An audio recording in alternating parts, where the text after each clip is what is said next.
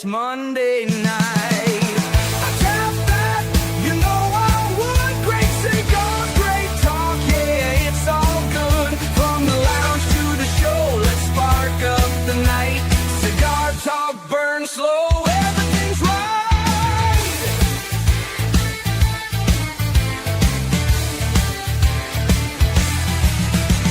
Legends and makers, they stop on by, sharing the secrets, the craft, the why. From the rollers to the blenders, they tell their tales. Pair it up with spirits, let the smoothness sail.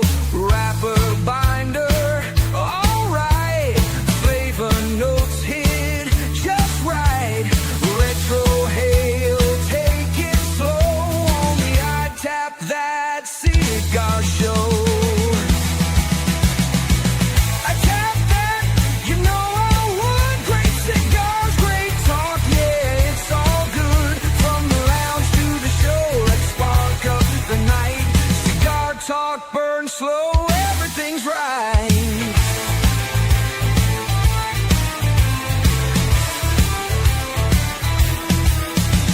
So cut it, toast it, take that draw. Kick back, relax, break out the humidor. If you love cigars, well now you know. It's the I Tap That Cigar Show.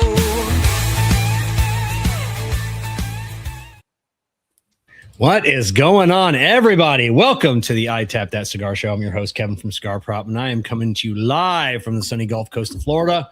Joining me, as always, Kerr Viajante, Stogie Road Cigars in South Carolina. Zack and Andray, HDA Cigars. Where are you guys coming from in your respective places there? Yeah, I'm up Northern Virginia, which is why I'm in the basement, because it is windy and cold outside, man. Yeah, same for me. So I'm over in Potomac, Maryland, so across the bridge from Zack.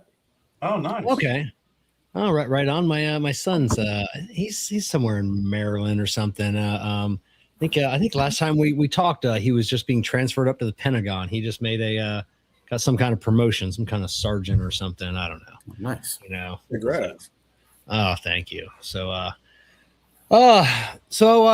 Zack, I see that you've got a new day gig since we talked to you last. What's that? Yeah, man. I mean, probably this is even more breaking news. Is so I'm actually within the last like 3 to 4 weeks, I've kind of moved into doing HDA full time, which is really big. Wow. Yeah. So I've really dedicating. I was kind of dedicating full time hours to HDA, and it was one of those that it kind of felt like the right time to move over, and here we are, man. So yeah, it was right at the end of January, beginning of February. I kind of pulled the trigger. It helped to get ready for like PCA, and so yeah, I'm officially doing this full time and hitting the road, and yeah, able to give it an opportunity to grow. That's awesome, man. Congratulations. Right on. Before we get on, I need a cigar. I forgot. Yeah. We just like jumped right in. Like I worked today, so I was like, I had to shower, eat. I skidded in like 15 minutes before, and I I was going to ask you what you're doing from your cigar Medics humidimeter cut and light cup. I know. Remember the Cigar Medics humidimeter? You always know when to hold them, know when to smoke them. Steal my only line of the damn show, Kevin. Oh, see, that is your line. Yes. Yeah, he gets one line. He gets one line. I got one line. It says specifically Kerr, and then Kevin does that. So story of my life. All right. Well, I'm at 66%, and I am smoking the Descending Shadows. Oh yeah. Heck yeah. The Descending Which one are you smoking, Kerr? Kev, you know what? I'm going to Descending Shadows as well for a reason, and I'm going to explain the reason later on. And I'm at 64%, which is perfect for me as well. So for those who don't know what the Descending Shadow looks like, it is the gray band. Fantastic. I think it's my I know my last comment last night, because I smoked all three of them in a row, and I'm like, I didn't know which I think the Descending Shadows is my favorite. I think it's I don't know. I don't know what it is either. It's just one of those, some cigar. I don't know why I like some cigars. It just, I gravitate towards them, and I try not to overthink it, but there was something a little bit about the, about that cigar, but we'll get into that later. Andray, you still with Boeing? I am very, very busy. No complaints. Always could be worse. And then my wife, I guess she got a little bit upset with me because I was working so hard. So she decided to start a damn PhD. So yeah. Oh man. Yeah. I actually just finished the documentary on the new on my way home from work on the new Air Force One, the Boeing, the plane. So yeah, it took us a minute. We got a new CEO in there, man, and he's fantastic. So he's turned things around, man, and we're really excited about it. So I support my company through thick and thin. I love it, man. What's the PhD going to be in, Andray? Yeah. I'm sorry, what's that? What's the PhD going to be in? My wife she's getting a PhD in AI and engineering management. Oh, yeah. Right time, man. Better her than me. Exactly. Yeah. Right time. And do you guys use AI that much in your in your jobs or or let's say not even in your daily lives at all? So I'll start off. So my wife kind of got me into Chat GPT. I'm a little bit old school, right? I think we made movies about this, iRobot, Terminator, all these various things, right? So I kind of veered away from it for a while, and then I kind of use it just a little bit, but like work-wise, absolutely not. I kind of use it like Google at this point, man. He does. Zach's in love with it. I love it when it's like, I just want a quick answer, like something that I know that it's not going to get wrong. Cause like, I think if you ask like very difficult, like complex questions, it can, steer you wrong. But for the most part, like real, like trivia or just like, I'm the type of person that if something pops into my head and I'm like, man, I wonder what year that song came out. And I just throw it into ChatGPT real fast. But yeah, I mean, that's predominantly how I use it, which is, I'm sure not at all what it was intended to be used for. How it's I have it polish up all my like Instagram posts, and a lot of people, you can tell that they're using it because they sound off, I tell you got to give it something to go with, I'll put in, like an Instagram post, 100 characters, and then it learns, how I speak now and what I want. So, same with my blog post, you can't just ask it to write a post. You got to give it 1,000 words and have it. But my wife was like you, Andray. She wouldn't use it at all. Jessica said, no, that's the devil right there. That's, and then I'm with your wife, man. And then another reason why I don't like it. So we were considering, I asked my wife, like, hey, Northern Virginia, I love it here. I know you're from DC, but man, there's other places to live, right?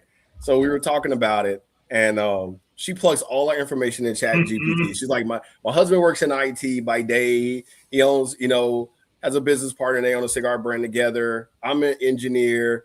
And she was like, we want the best schools, best neighborhoods, all these things. Where's the best places to live? And that damn thing spit out Northern Virginia, man. I was like, I'm done. I'm done.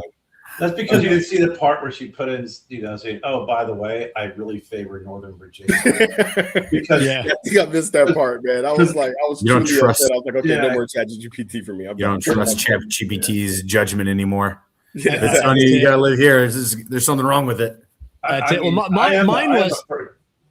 I was going to say I'm a pretty heavy user of AI. Both really, and yeah.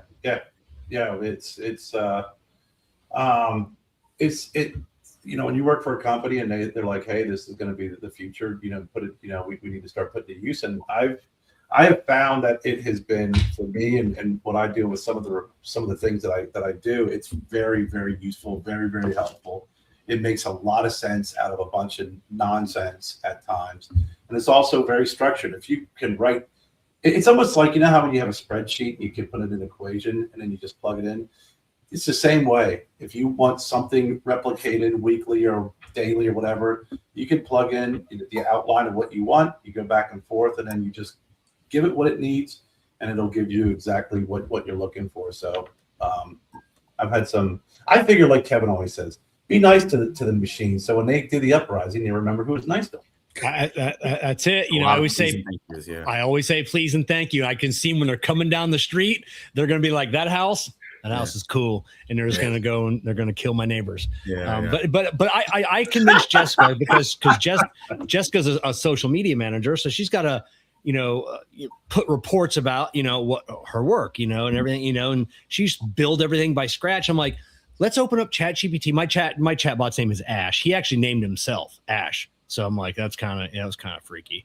But yeah, it was named himself, so now we call him Ash. Gave all the numbers, and I'm like, all right, break this down for the layperson. Broke down everything across all platforms, built all of these pie charts, these bar graphs, and just built everything in under 30 seconds. And she's like, that would have taken me an entire day to put that together. And now I'm pretty sure, I'm almost positive, like some of these long text messages she sends me, they're ChatGPT. I'm sure she's running them through like even text messages now. But Kevin's pissed me off, and here's why he pissed me off, and here's why. Yeah, on this way. How do I tell him? Yeah, how do I tell him? You guys remember that movie Jexy? Like it was like the equivalent of Siri with the phone. No, I don't remember that one. What was it Y'all called? gotta check that movie out. It is hilarious. What's it called? I think it was Jexy or something like that. With a Sounds J. familiar. I forgot the name of the comedian who's the star actor in that movie, but it is hilarious. Yeah. All of this stuff is going to come to fruition in like 5 years. We're going to be like, well, this aged well, or that didn't age well at all. That's the way. That's the way. But speaking of aging well, you guys are you got to be coming up here in another couple months on your 2-year anniversary, right? Because I think last year, you had said you'd I know you guys were kind of started the company a little bit longer than that. So before that. So what do you go ahead. Yeah, we hit 2 years in April. So okay. We'll basically be celebrating our 2nd year birthday at PCA. Oh, right on. No wonder you can quit your job. God, you guys must be rich. It's man. Yeah. Don't into that. Man. PT. No, I just got a sugar mom. That's the only reason I can quit my job. I got a sugar mom back home that can help me chase my dreams. Yeah, that's it. I got a good woman that helps support mine, and I know what it's like. I just got in like 3 master cartons. This is our new 10th anniversary cigar for Cigar Prop. I'm debuting it here tonight. But so I know, and that was a tiny bill. I look at I get on like guys like you, and I'm like, oh, that was only 3 boxes, and I know what that cost me. And it's just like when I see you guys and all your fancy, you guys got boxes. I got bundles, so I'm like, at least my boxes are lighter and smaller. But was it last year? Was it last year I met you guys in Harrisburg? It was. So we met you up at that was Harrisburg Beer and Cigar. We were doing our event. I want to say it was like late November, early December of 23. Sorry, 24. Excuse me, 24. Yeah. I was up visiting my dad at that time, and I swung by, and you guys were having your event. Yeah. Yep.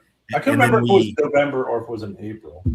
Yeah, and I think it was like April, May of last year. Then we were on last. So it's been almost a full year. Wow. That's it. So, how many times over the last year have you guys looked at each other? Goes, what have we gotten ourselves into? I think we do it daily. Yeah.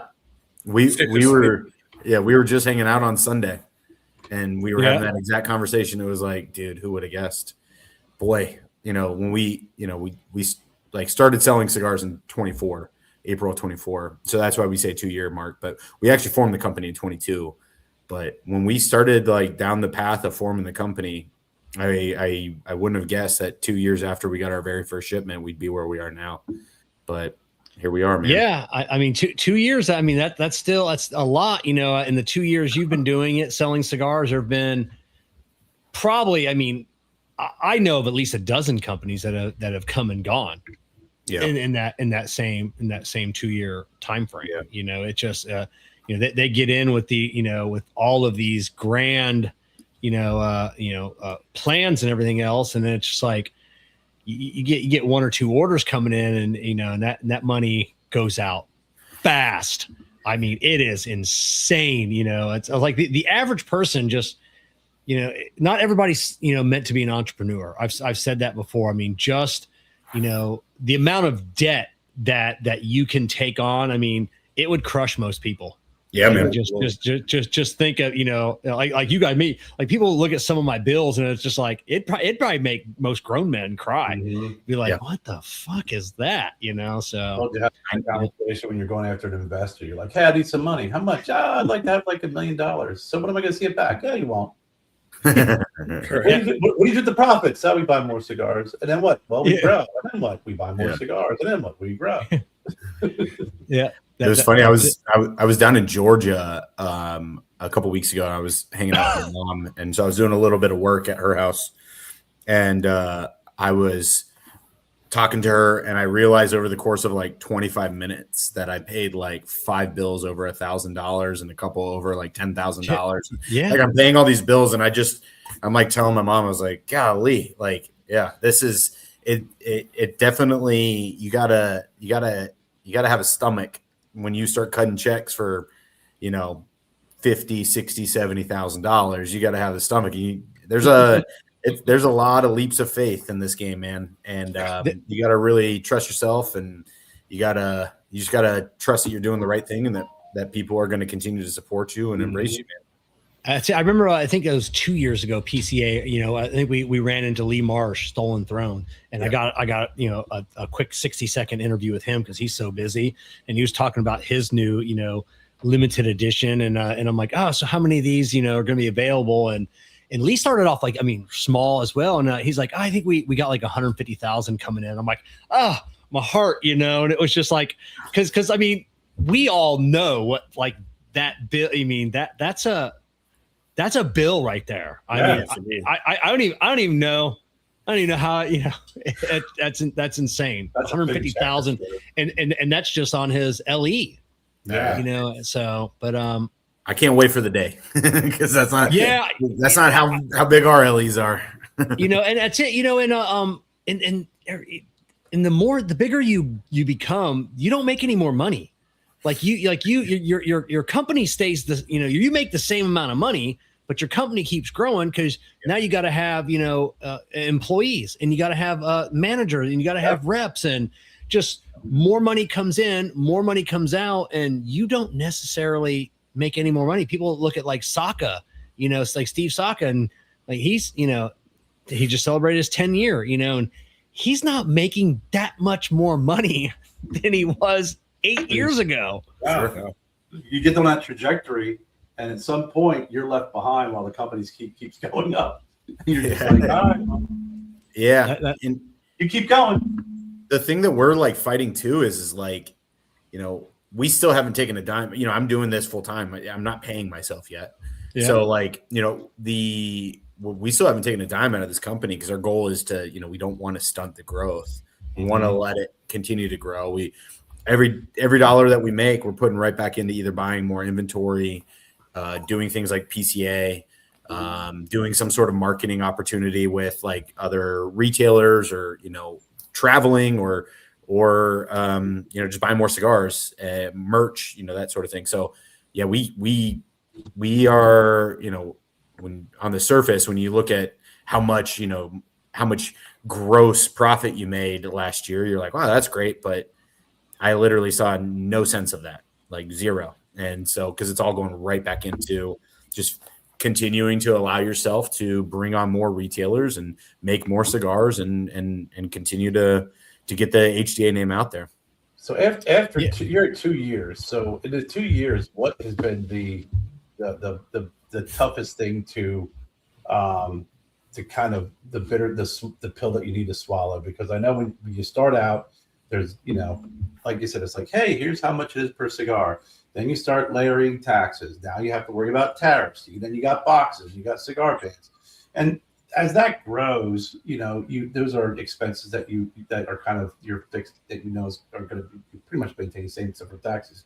But what has there been something that's just the one thing you've learned over the last couple of years that has been really, really a tough one to kind of swallow?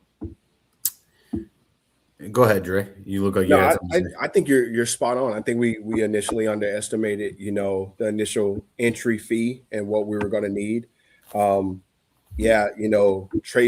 our brand names and all of those things, right? Just ensuring that that's safe and secure. the competition is healthy, right? But then you also have some negativity that comes along with that also when others see you grow. So that's one thing we kind of have to learn to deal with because, we're nice guys. We want to be nice to everybody, talk to everybody, right? But that was something that we learned early on. We also learned that, every retailer is not a good fit for us either. So I think that was kind of a hard pill to swallow. You think, hey, we're all veteran owned and this will work out, but that's kind of not the case in a sense. So those are just a few of the things I can kind of name off right now. I mean, boxes and bands are tough too. It's a little bit different when you're buying 50 boxes or 100 boxes versus when you're buying 1,000 boxes. You're really those box checks hurt a lot more. Same thing when you're printing 50, 100,000 bands, that hurts a lot more. Making sure you get that stuff right. My big problem is I'm a big idea, the good idea fairy. I have all these ideas that I want to run with, and so Dre's constantly having to shoot some of these things down so that way we can stay focused. I just feel like sometimes you could just kind of take yourself in so many different directions. Mm-hmm. And it happens real quick. Jessica's I used to be that way. Now I'm just listening to her a little bit more, and it's just and then she'll be like, it's, if you think about it, is it really a good idea? And I'm like, probably not, but yeah, I'm an idea man, Zach. So it's, take everything that you just said, Kevin, that great idea, and then we won't do it. Yeah. But every now and then I have a good idea, so, and it pays off. Yeah. And it's I don't want to stunt the ideas, but it's just really trying to focus yourself on the meat and potatoes, right? And don't want to distract yourself from your cigars. Don't want to distract yourself from your core line cigars, and you don't want anything to affect your core line. And I mean, we took the tariffs on the chin over the last year. That whole mess that's been going on, right? We didn't raise our prices. We haven't raised our prices since we launched April of 2024. So we took that on the chin, kind of weathering that storm. And yeah, it's for us. I think one of the big challenges too has been trying to sift through the noise. And a lot of that noise for me is which retailers are the good retailers that we want to work with, and which are, maybe not necessarily the right fit for us. But then also trying to sift through the noise of some other brands out there that are, maybe that ultra boutique brand, and trying to compete for the space in the owner's mind when they're thinking about what brands they want to bring in. That's tough stuff as well. It's been a very learning heavy 2 years. Yeah. And fortunately, neither Andray or I had any thoughts that we were going to be rich 2 years in. So there hasn't been a huge disappointment in that regard. I'm 10 years in, and I haven't been making cigars, but for a couple of years, but on the the accessory side, that's actually my 3D printing. That is what's making all the money. That's, I started off at one. Now I got 5 3D printers on the other side of this wall that are going right now, and they go 24 hours a day, 7 days a week, and I can barely keep up. And then I told Jessica, and I'm like, damn, why didn't we do this a long time ago? I mean, God, it's just for other cigar makers. I mean, rarely I make anything for myself. So it's just, the profit margin is way better than cigars. Get a 3D printing farm on the other side of that wall. That's it. So that does, it's one of my good ideas. But have you got, you're talking about retailers, I love talking with retailers, with boutique cigar companies after they've been into it for a couple of years. I'm like, there are a lot of piece of crap retailers out there, aren't there? And then they don't ever want to admit it on camera, but they'll tell me privately, yeah, there's a lot of piece of crap retailers out there. Just they have their heads up their asses. Kerr's been there. It's like you get an order for 6 boxes. You go into the lounge and they're sold out. Like, hey, why don't you reorder? I don't know if we're going to reorder. You sold everything in a month. It took a little too much time to sell. Really? And then you're questioning whether you're going to reorder. I'm laughing, Kevin, because that happened to us. I know. It happened really early on too. It was so frustrating. Yeah.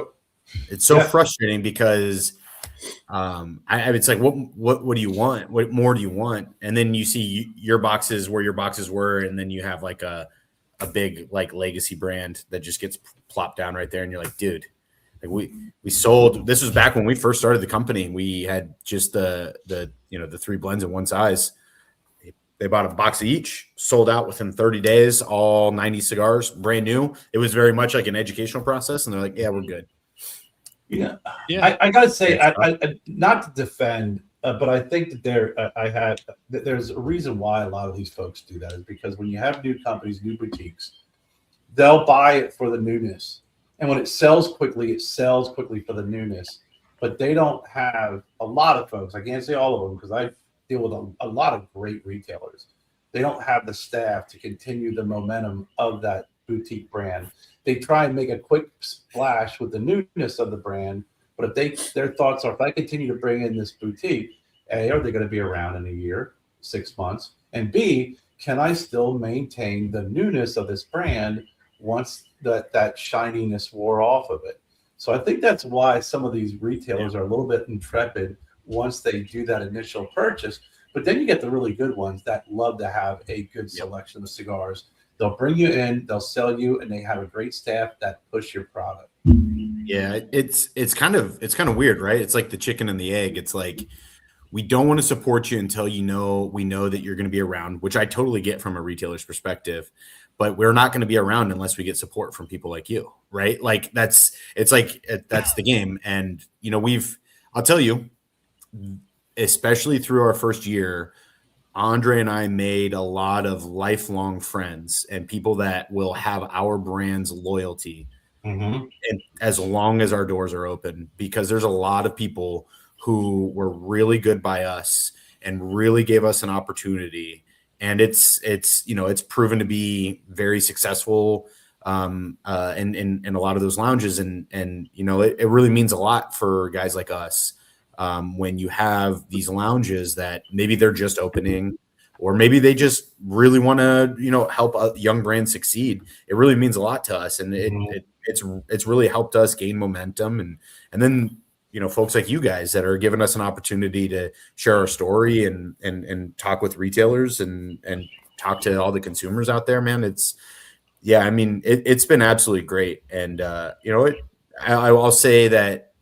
Through the first year, especially, the struggle is really like, hey, we are legit. We actually have, like a good product. We're trying to get our name out there and that name recognition.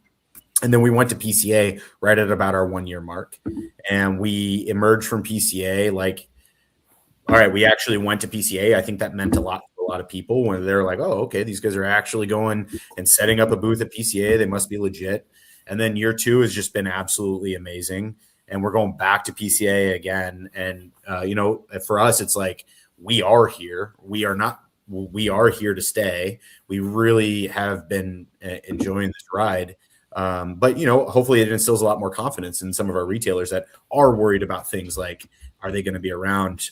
And if I turn a lot of customers onto this brand and they get excited about this brand and start building this brand within my shop, and then 6 months later the rug's pulled out from underneath me, like hopefully that worry is kind of gone for people when they start talking about HDA, because we are here for the long haul. I think we got a question at PCA though a couple times though, right, Zach, with potential retailers. Last year, we'll see how you guys are if you come back a second year or third year and stuff. So Dave Garofalo, 2 guys. I think his is the 3rd year. So if he sees you after like year 3, he'll stop and talk to you like at the booth. He wants to see what you're doing. Sure. But C Coulter 25, what sets HDA apart from other boutiques? I'm the type that will support a great owner with a solid cigars over a crappy owner with stellar cigars. What sets them apart? They've been on the show twice in under a year. That's what sets him apart. If our opinion matters anything to anybody, that should make a big difference. They're not just a couple of brand owners that make cigars. I mean, they're 2 good dudes. They're vets, but at the end of the day, they're just a couple of dudes just like us. And that's all. And they're making fantastic cigars. If they made bad cigars or even so-so cigars, they wouldn't be here tonight. I'd have made up some 100%. kind of excuse why we couldn't have had you guys on. But they're making great cigars. That means a lot, man. We really appreciate it. I agree, man. And one thing that you said there that I really definitely appreciate is like, we are a veteran-owned company, and that is part of our story, but we don't want it to be our whole story. And something that Andray and I have been saying that we really like hope resonates is like, somebody might try us for the first time because we are vets, but we want them to be coming back because we make good cigars. And we don't want the only reason that we're being supported just simply because of the fact that we are vets. We are, like you said, man, we're just two normal dudes, man, that are really trying to find our way in this cigar world, and it's been fun. And we just make cigars that both Andray and I really like, and fortunately, a lot of other people have liked them too. Yeah, and we've seen that over the last probably 5 years more than, and it's. People have to pick, I'm female owned company. I'm a black owned company. I'm a veteran owned company. They feel like you have to have like some kind of niche, and you have to tell people this is the type of, and that never used to be a thing. It's just like, yeah, I'm a cigar company. Like I make good cigars, and that's it. But now people feel like they have to, because those communities are like real small, that are supporting, I don't get it. It just. Yeah. I think it's a good one to get your foot in the door. At least, it's like what Zack and Andray were saying is, they are proud of their service. They're proud to say that they're better known, but at the end of the day, it's good cigars. It's great customer service.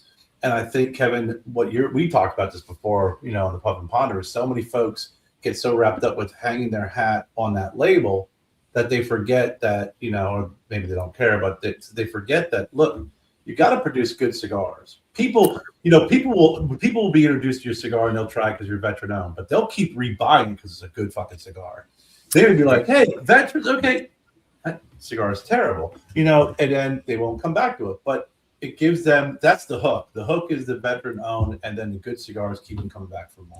And you guys aren't a hokey veteran owned company. Just everything's got to do with guns or tanks, or everything's got to be camo. Everything's got to be this, and some of those companies are cool. They make some good stuff, but it's just like, man, you really hanging that hat on that, aren't you? Their new release is called the Camouflage Sherman Tank. What do you mean? yeah. That's it, and but yeah, it's just I don't know. It just, you just wonder, and it's not just like that, like the vet, like there are other like things like that, and it's just it gets to the point like, how good is it? Just like they just gravitate towards that one theme, and everything's themed, and that's it. Now, Zack and I want to make great cigars. I just caveat what Zack mentioned, right? We love going down to Nicaragua. We love, actually being involved in the entire process because our name's hanging on it also. Not only the factory, that we produce our cigars in, but also, our namesake. So we're big on that, right? We taste, we sample, we taste and sample this Sunday. It's just what we do. And we want, solid, good quality products that, we enjoy and that others are going to enjoy as well. So it matters to us. So Kev, can I ask a question about cigars, or am I jumping ahead? Yeah, you can ask a question about cigars. Okay, because we can jump ahead. We can always come back. Well, the reason why I asked is I don't want to screw up your line of questioning. I'm good. But you guys, because we're on the theme right now of the cigar, of the brand, right? The veteran owned, producing great cigars. And you decided, you mentioned earlier, just to come out. You launched with just Toros, and now you've released the Robustos. Yep, exactly. Was that the original plan, and are you still tracking with that time frame of the Vitolas? So the original plan was that we wanted to release 3 cigars in one size. Andray and I very much subscribe to the KISS method, keep it simple, stupid, and we just wanted 3 cigars one size. And so we originally were like, well, what size? Well, we both really like Toro, so we released a 6x54 Toro, depending on who you talk to. 6x54, that was kind of where we ended up settling. And then we kind of based the the main reason we ended up releasing a Robusto is because a lot of people ultimately asked for it. A lot of people were like, dude, this would be a killer in a Robusto. We had always, as we started to really get to know our blends after they were released and we really got to share that story and see how it resonated with people, we came to the same agreement that, yeah, this would be pretty solid in a Robusto. And then it was like, well, which one do we want to release in a Robusto? And then we're like, well, shit, let's just do all three. So we went from 3 SKUs to 6 SKUs in November of this past year, celebrating Veterans Day by releasing the Robustos. And because if you'd only done one, it'd have been the wrong one. People were like, well, that's not the one I wanted, you know? Yeah. So can't make everybody happy because I've got the cigar propometer for the this is a 5x48. Yeah. 6 by 44. Yeah. 5 by 48. Yes. Robusto. Yes. Yeah. Don't always listen. Don't always listen to people, Zach. They'll fuck you. They'll say, hey, they'll say, hey, we want this, and then they won't buy it, and then you're like, now you're sitting on 10,000 of something that nobody. Yeah. Follow my advice. Why are you buying it? Yeah. If I listen to all the people that want a Lancero, all 7 of those people would be really happy. all 7 of 8 with Kerr. You know, and they will all buy one bundle, and that is it. You know, and then they'll smoke 1 or 2, and then put them with their Lancero collection, and never smoke another one. I've driven down that road decision with Lanceros. That was a passion project, but I love Lanceros. I love Bellicoso. That's my favorite. I love a Bellicoso. None of my cigars are Bellicoso. I won't even make it for me because I know the majority of people want a Toro or Robusto. Yeah. You know, that's it. That's what they want, you know, or they want the weird people want the Gordo. Those are the cheap people anyways. You know, they just want more cigar. More cigar, more cigar for the buck. And they don't care about taste. Sure. If anybody says, "Oh, why don't you make this in a Gordo?" Why don't you just go keep back and smoking your factory smokes? You know, and you know, you don't know what you want. You know, so but yeah. I like that your Toros were bigger than them are, you know, from the traditional Toros that you see, right? And then your Robustos are a little bit smaller than the traditional Robustos. And I gotta tell you, you hit the nail on the fucking head with this size. Thanks, man. These blends. It is. I mean, it really is so because I smoked all your cigars multiple times when I was met you guys up in Harrisburg. And I loved all of them. The one cigar that always kind of left me dry mouth was the Descending Shadows. And I got to tell you, in this size, I was telling Kevin, I'm like, wow, completely different cigar.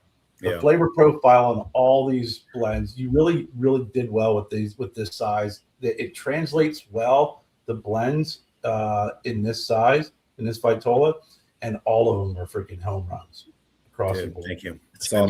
Now, can either of you take credit for that, or is that all James?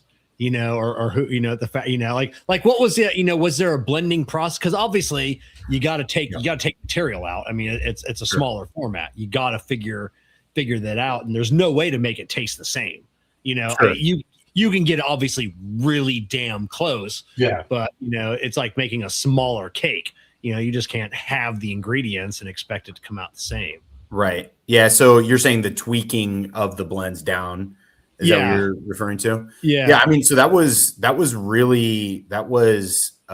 mean, Andray and I designed the original blends, and James made it very known from the very beginning. He's like, I'm not blending for you guys. Like, that's not something that I'm interested in doing. So it was our blending from the beginning when we came up with the 3. And then when we said that we wanted to reduce the Vitola, we kind of leaned on him on what to kind of pull out of each. So we did get a little bit of his assistance and some of the other blenders at the factory. But yeah, I mean, it was like, I think Andray and I can confidently say, like, you know, these 3 blends were blends that, you know, we were the ones that were like, all right, let's do a little bit of Condega Seco and some Viso Omatempe and, you know, a little bit of this and a little bit of that and sprinkle some stuff on it. And then and here we go. So yeah, it was, we did lean on them when it came to, like, you know, we wanted there to be a big difference between the Toro and the Robusto. So we didn't want there to be like a the exact same cigar and just in a different smoke length, right? We didn't want an hour and 15-minute cigar and a 45-minute cigar, and it's the exact same cigar. We wanted them to be different. I'm really glad that you specifically mentioned the Descending Shadows, because that cigar is near and dear to my heart. I often say that this Descending Shadows is like my flavor profile. I absolutely adore that cigar. Andray is a big Veiled Mutiny guy. I mean, Cataclysm was the first cigar that we fell in love with, but the Descending Shadows, that's kind of my baby. I love that cigar. Yeah, the Robusto's again, the Toros were fantastic. For my palate, it left me a little dry with smoking it, but still great flavors. But when I smoked the Robustos, and Kevin and I were messaging back, I'm like, dude, these are completely different blends. Like, the flavor profile is off the hook on all three of these. Yeah, I love the fact that you can smoke them and you can be like, oh, this is the Descending Shadows, but it's still different. Like, you can tell what cigar you're smoking, but it's just different from one another. Yeah. Mm-hmm. Yeah, and all three blends. I mean, I was smoking them last night, and I'm like, I could even see these as a smaller, like a Corona size. Like this blend is just, it's just lending itself to go up or down, perfectly. So I don't know. 100%. Like I said, we don't blow smoke, on this show, figuratively, but when we say that we like a cigar, I think people really trust us that, we're not like one of those shows that every week the manufacturer's on, oh, this is the best cigar ever. I'm like, oh, I thought last week's cigar was the best cigar ever. But yeah, these were, because Kerr and I were texting last night, and we like almost at the same time, like message each other like, God damn.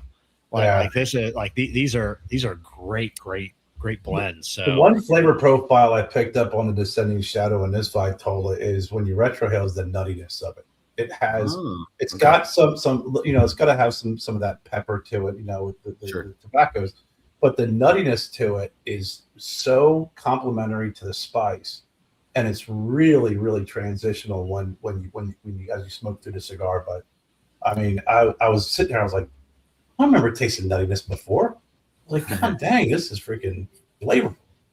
Thanks. Man. What I like about these cigars, and like if I was actually still doing cigar reviews, like I used to years and years ago, I would actually have a really tough time reviewing these cigars, because these are cigars that I love, because I can't pick anything out.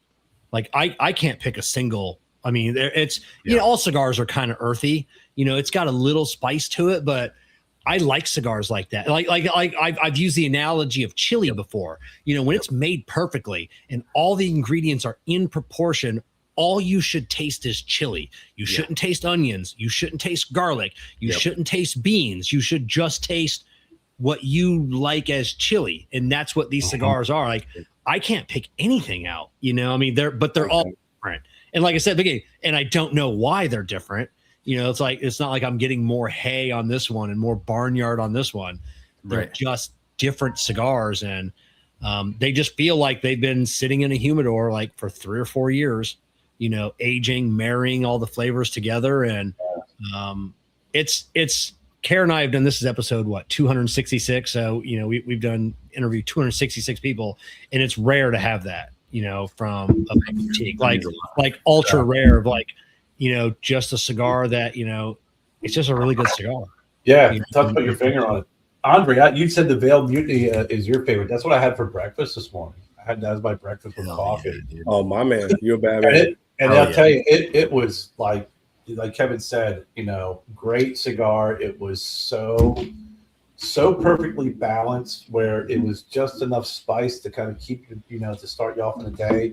But the tobacco flavors, the retro, and the complementary with the coffee, I did get some coffee notes, could have been my coffee, but it was really a great morning smoke. And I see these two. I give Zack a lot of credit. That was one thing he said, when we started with our brand, we just didn't want to mimic what everybody else had and what they were doing. And we just wanted to make good cigars that we liked and we enjoyed.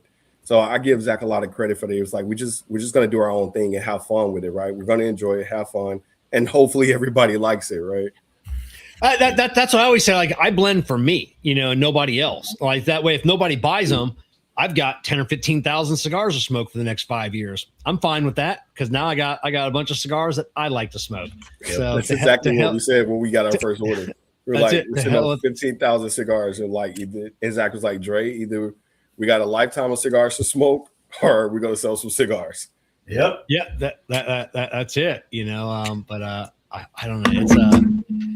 It's just great watching the journey and seeing how things have gone. You know, since you guys have been on the show, like, you know, over the last year, has there been anything that's like one thing that keeps sticking, like you just can't get? Is it like coordinating boxes and bands because those guys are dumb, or is it is it tobacco? What is is there been like a constant sticking point?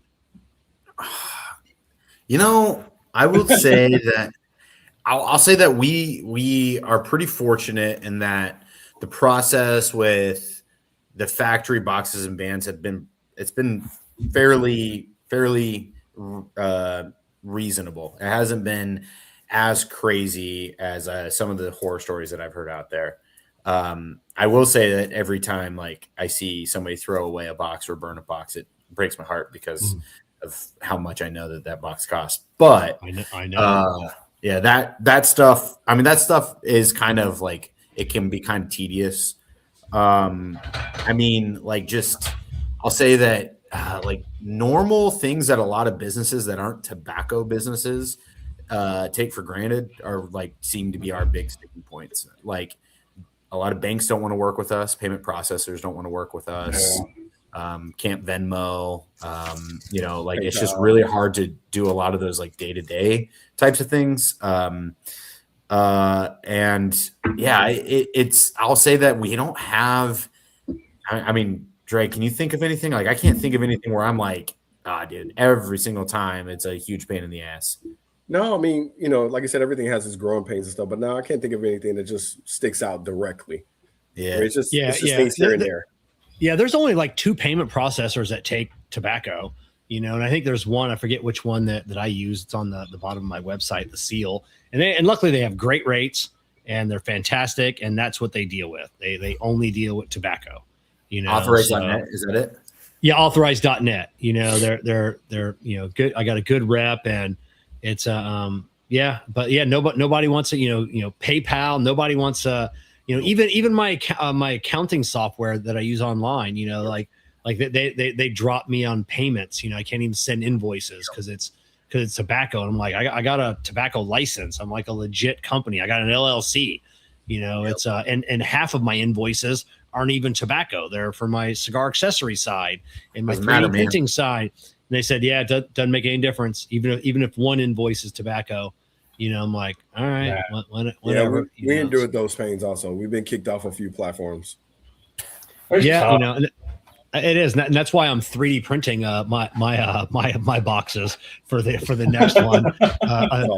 A third of the cost is wood, and they're cool enough where nobody's going to throw them away. At least you're not going to be able to burn them. You know, smart, man.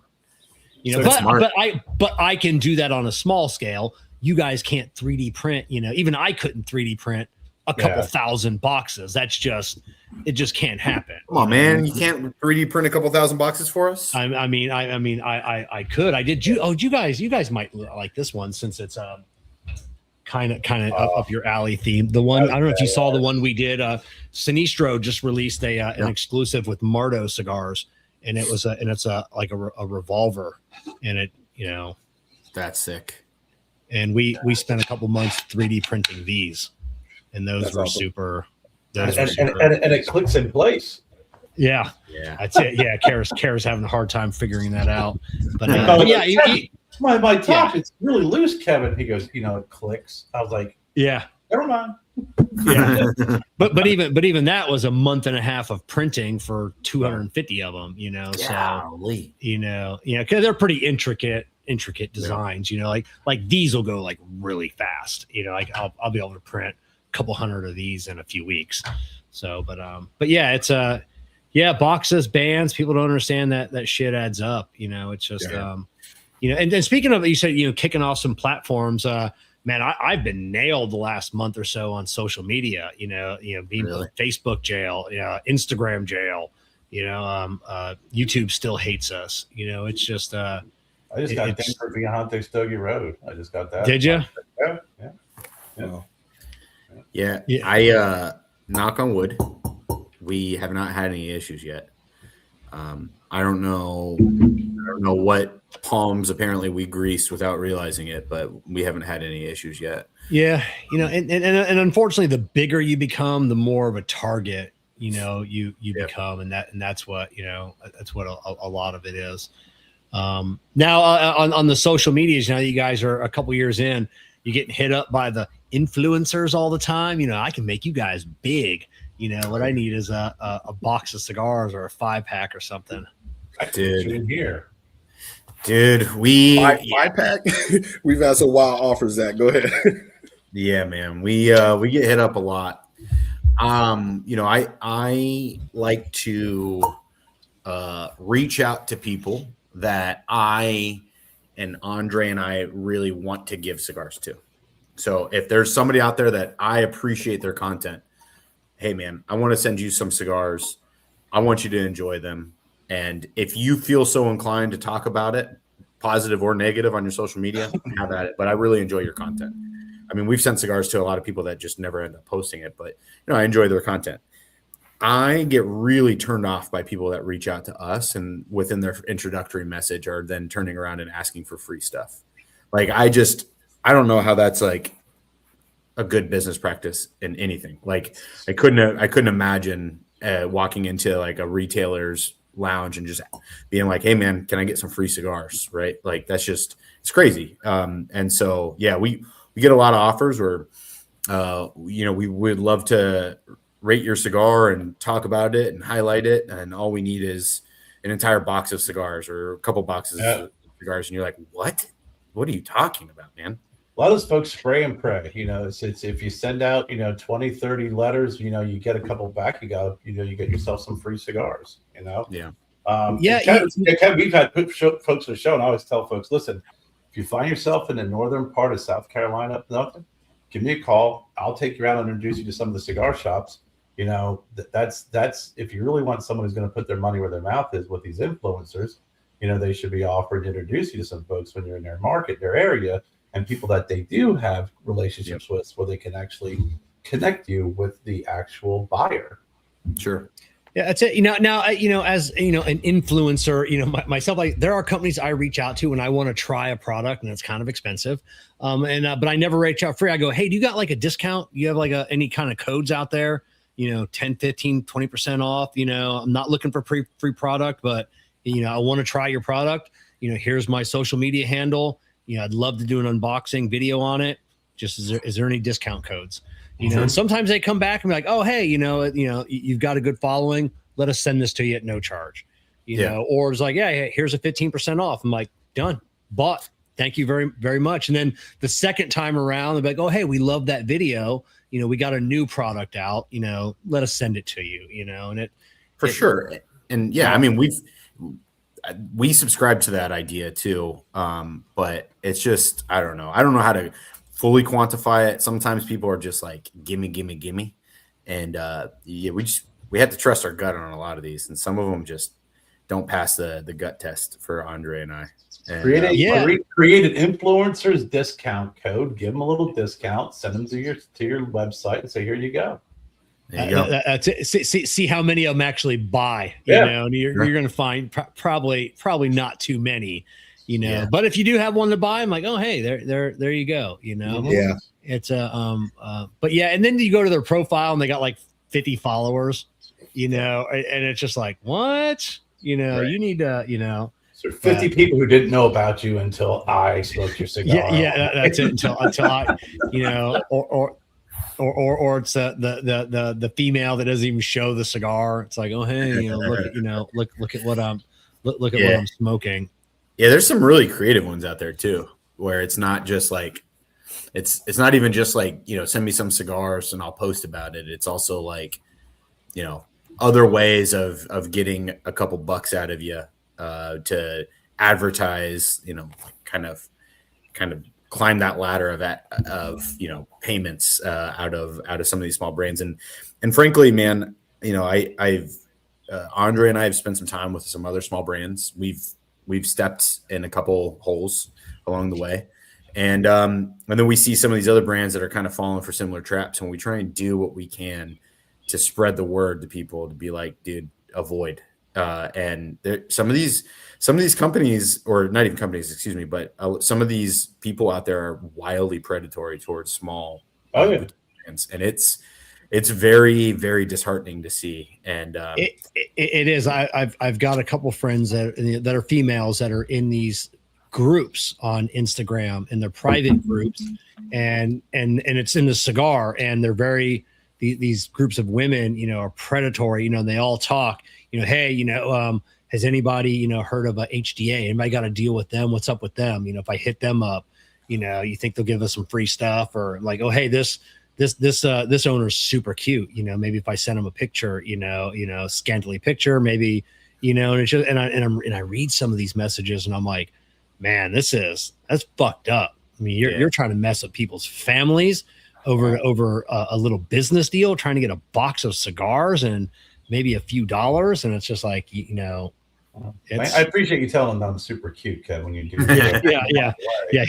Hit up Stogie Road Cigars. But I think a lot of them also see small boutique companies as desperate to get their name out, and it's their mindset versus the mindset of you guys who are that entrepreneurial, growing, keep our business growing in the right way. And I think a lot of these folks who, like Kevin mentioned, who are predatory, whether it's a female or male cigar influencer or reviewer, what they do is they just look at it as, well, they're desperate enough, they're small enough to I can get some cigars from them. And it's sad, but I mean, you just keep moving forward and keep growing the way you guys have been. And, you'll always be the better. I mean, look at society as a whole, right? I mean, there's a lot of things. I'm not going to mention them, but as we know, people do a lot of things for money today. Yeah, that's it. And then on the flip side of that, there are some boutique cigar companies that want you to do a lot for like nothing. I mean, we used to get those all. And I still get them every now and then. We used to get a lot, and like, hey, I love your content.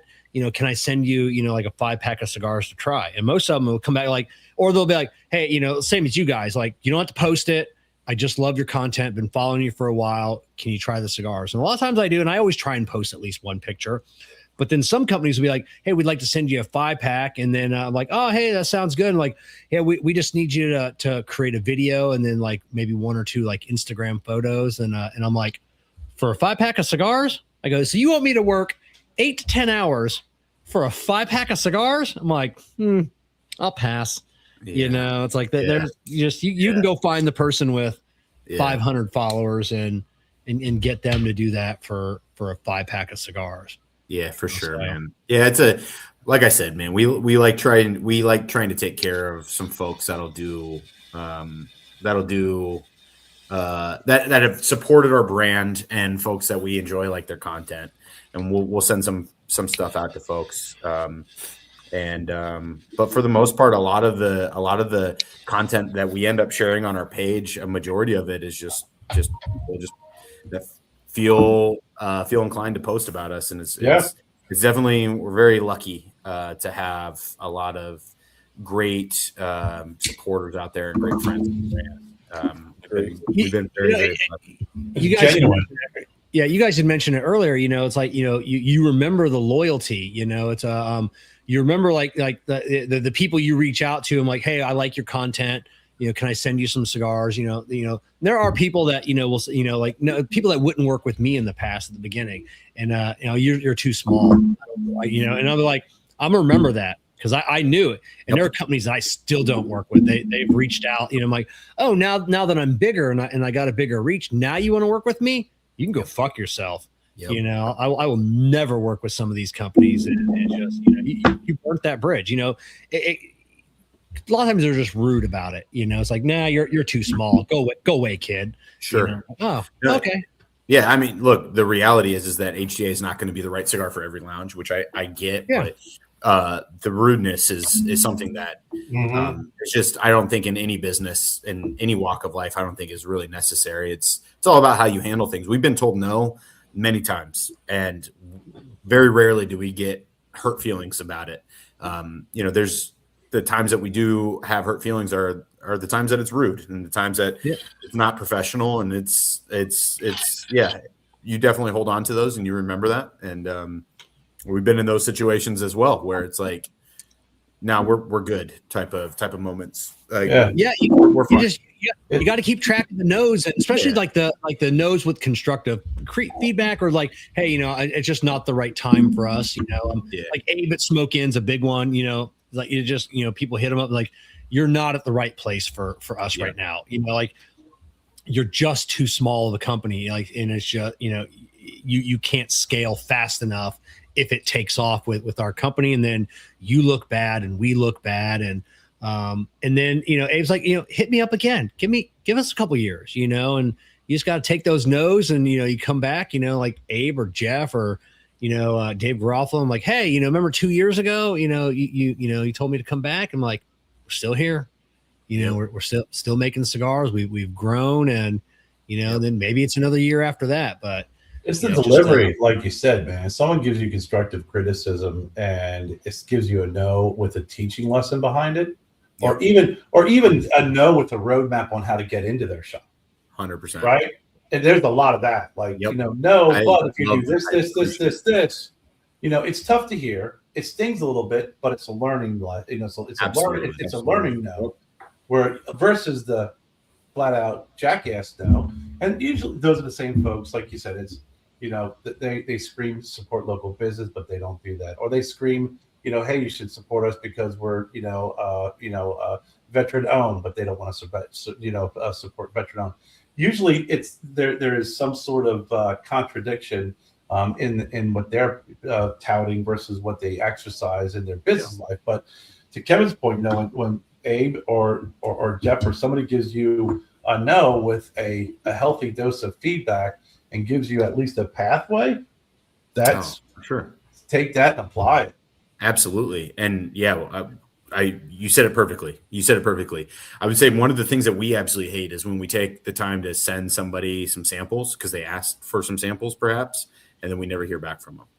And we just got lost in the noise, right? Or maybe but one of the things is like, at least just be like, hey man, great cigars, or the cigars were not for us, or this is not the right time, or whatever it is. But then you just can never get them back on the phone. That stuff kind of hurts too. Yeah. When you're like, dude, like, it costed us a few bucks to ship it to you. It cost us, however much in cigars as well. Took time out of our day to send it to you. Like it's just Andray and I packing up these orders when we send out samples. So it's, that type of stuff where I'm like, man, at least just follow back up with us. Take the time and the professionalism and a set to say, you know what, I spoke to them and not right now. Yep, for sure. Yeah. Don't. That's just unprofessional. Yeah, you just got to keep grinding and grind. You guys know, and sometimes, Andray, I think you guys were on I don't know what podcast it was. A few months ago, 6 months ago. I was watching. I do follow you guys, even though I don't reach out. I do watch you guys. And Andray, you had said it, and Kerr and I have talked about it before. You guys, getting in with Oveja Negra, it was luck. Just luck. And I love that you said that because. I say it all the time. I mean, I several times been in the right place at the right time, and it's just, you got to have luck in this industry. I mean, you guys, grind all the time. If it wasn't for luck every now and then, just luck of meeting that one retailer or getting into that one shop, that, and sometimes that's all it takes. You hear about some of these like Stolen Throne, I heard sort of like they got into like one shop and then it exploded, in the Northeast, and it just, that was luck, that was planned, but sometimes that's all it takes. That's all you need, man. Yeah, Zack talks about that frequently, especially when it comes to luck, and then it's not burning bridges in the industry because it's very niche, right? Everybody knows each other for the most part. We try to treat everybody the same. Nobody's treated differently, so we just want to be genuine across the board. So you're spot on with that, and I think that resonates. Yeah.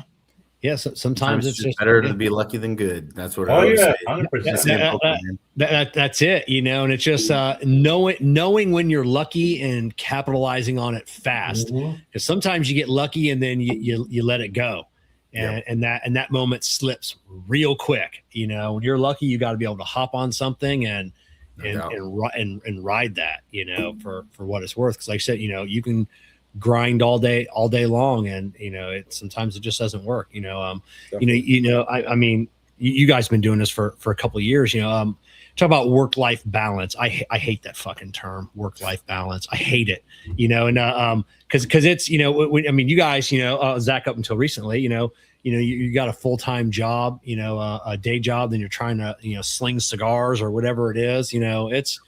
There's no balance. It's all work. And hopefully you have a family that understands that, that, hey, like Jessica, she knows my, my long-term goals. And for the most part, she tolerates it. Every now and then it gets to be a bit much, but, it's, yeah. But I mean, are you guys the same way? I mean, it's like, Man, you have Kevin, families that understand. I think you I don't know if you got a tracker or a microphone on us or something, man. Like we literally talked about that on Sunday while we were sampling. Yeah, cigars and stuff. We were just talking about work-life balance. Like, there's no such thing. It's like some days the business is 100%, right? It requires all of you. Sometimes the family's 100%. Sometimes your day job's 100%, right? There's no work-life balance. Like, you just got to get it. It ebbs and flows, as my wife says. It ebbs and flows. Mm-hmm. Yeah. Sometimes I can like turn off HDA for a very short amount of time, but it's getting turned right back on really quickly. It's tough, man. When you own a business and the success of your business rests on your shoulders, and your attentiveness and your ability to support your customers, it's not for the faint of heart, that's for sure. And fortunately, Andray and I really cherish the relationships that we have built over the last 2 years. We really enjoy what it is that we're doing.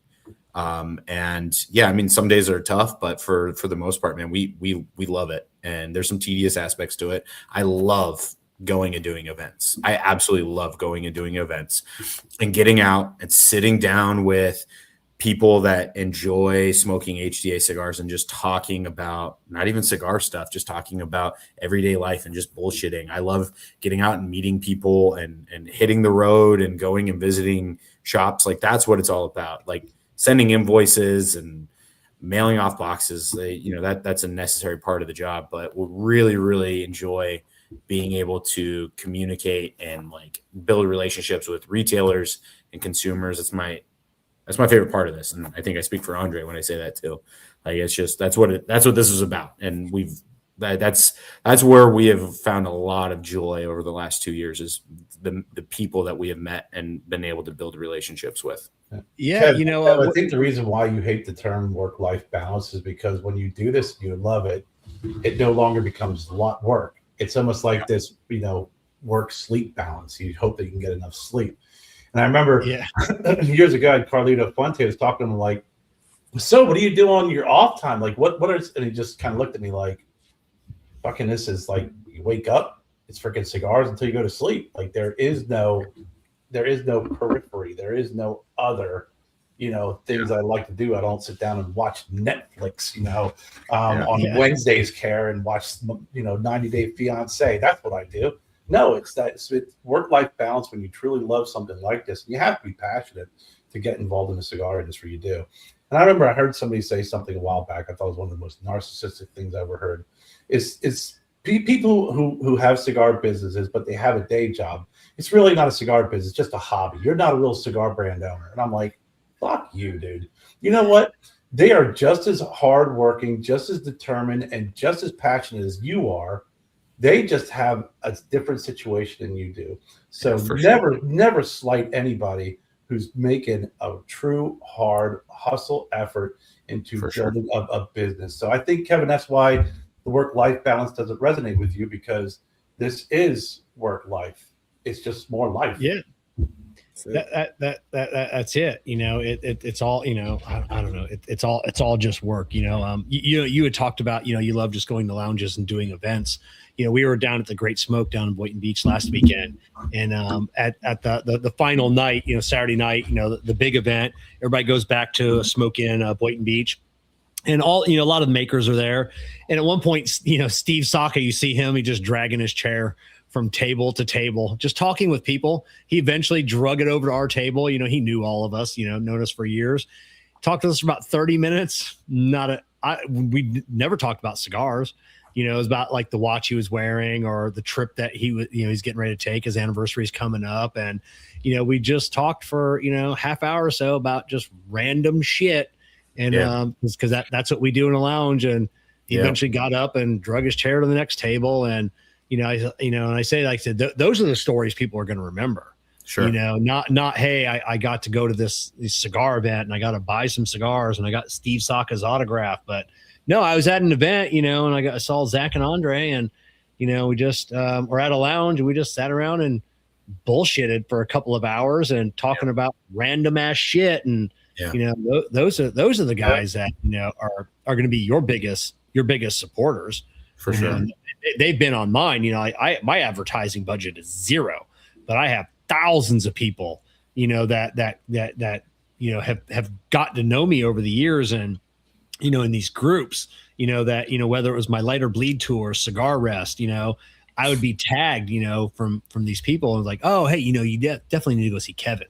Kevin's got this hooked up. But I see it for Steve Saka, you know, just, you know, a lot of these boutique companies, and that's what some of the boutique brand owners don't realize is you got to connect with someone. You know, you can't just be on social media all the time. You got to get out to these lounges. You got to meet these people. And, you know, even if it's not a cut and light, just going to lounges, having a good time.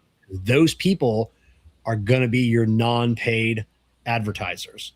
So Kevin, it brings me to a question, since you said that, I kind of flip it back at you, right? So what are the things that drive you then? Are those the things that drive you to do what you do on a daily basis? Money. Money. I'm like Mr. Krabs. I love money. Money.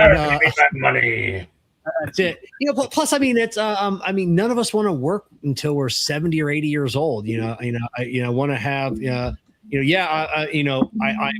giving up some of my family time now to exchange it for some of my family time when I kind of, you know, when I'm 60 years old. It's just like, hey, you know, I'm gonna stop working now, and, you know, I've got a good investment portfolio, and, you know, we can start taking more of these trips and having a better time. And I mean, that's what drives me, just, you know, of the retirement of having not having to work, you know, until I'm an old man, you know, because I'm a mechanic, so I see those old broken ass guys, you know. Then you see the guys at like Walmart or Publix, or that, you know, they're like, I'm like, oh, why the fuck are you still working?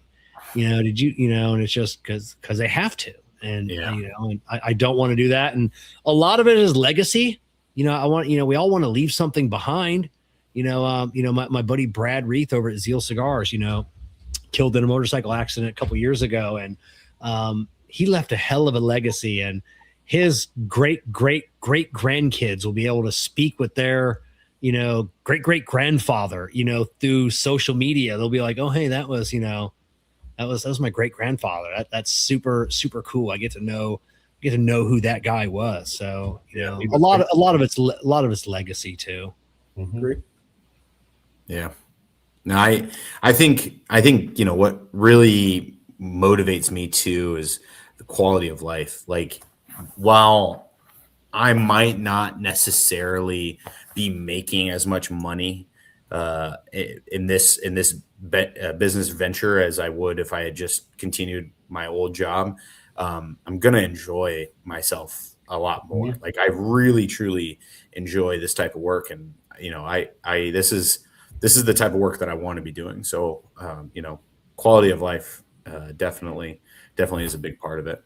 Yeah, just my business partner though. I'll attest to that, man. Zack is very, very happy, man. I've seen a different light in Zack since, you know, we have that conversation about him pushing with HDA full time, man. And it's good, you know, to have those friendships, to build those bonds and stuff, and then to see your business partner, have a different glow about them because of it. It resonates really hard, man. I think there's Yeah, something and go ahead. I was gonna say, I think there's something really special about it.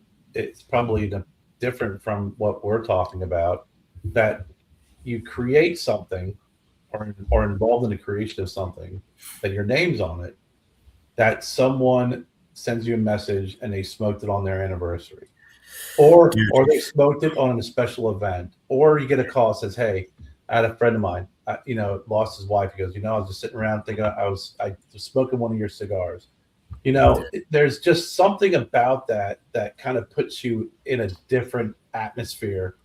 And yes, the money's, like Kevin said, the money and everything else. But man, to know that someone is enjoying something that you created, whether it's a sad event or a joyous event, just there's no better feeling than that. Yeah, for people to carve out an hour of their time and $15 out of their pocket to smoke one of our cigars, like it truly means a lot. And hearing those stories of like how people have used HDA to celebrate occasions, or maybe use that time to mourn or remember those in the past. Andray and I really try and we try and give back when we have the opportunity. It's sometimes tough for small businesses, but we really try and do as much as we can to give back. And one of the organizations that we work with pretty closely is an organization called Team Sapo, SAPO. And Team Sapo is dedicated to assisting veterans and law enforcement with a lot of mental health issues through the use of non-traditional medicine. And they use they are assisting a lot of these guys that suffer from really tough moments and traumatic events in their life, through whether it's PTSD, anxiety, trauma. And so Team Sapo does a lot to try and help these guys get through those times, utilizing non-traditional medicine. And so probably about a year ago, they reached out to us and they're like, hey man, saw you guys, saw your cigars, came across you guys online. And any chance you guys would be interested in, maybe working with us. And so we sent them some cigars and they really enjoyed them. And we really started talking about what it was that Team Sapo did. And I was like, look, my only requirement with us working with you is that we are the exclusive cigar that when you guys have these events with these guys that are going through potentially the toughest time of their life, and they're talking about the most uncomfortable things that they've ever had to talk about, and they're unpacking just like mounds of shit. My only requirement is that at the end of the day, when you guys sit around the campfire and you are decompressing and the option to smoke a cigar presents itself, that it's an HDA. Like it has to be an HDA. And so we hook those guys up with free cigars anytime they do any sort of their retreats.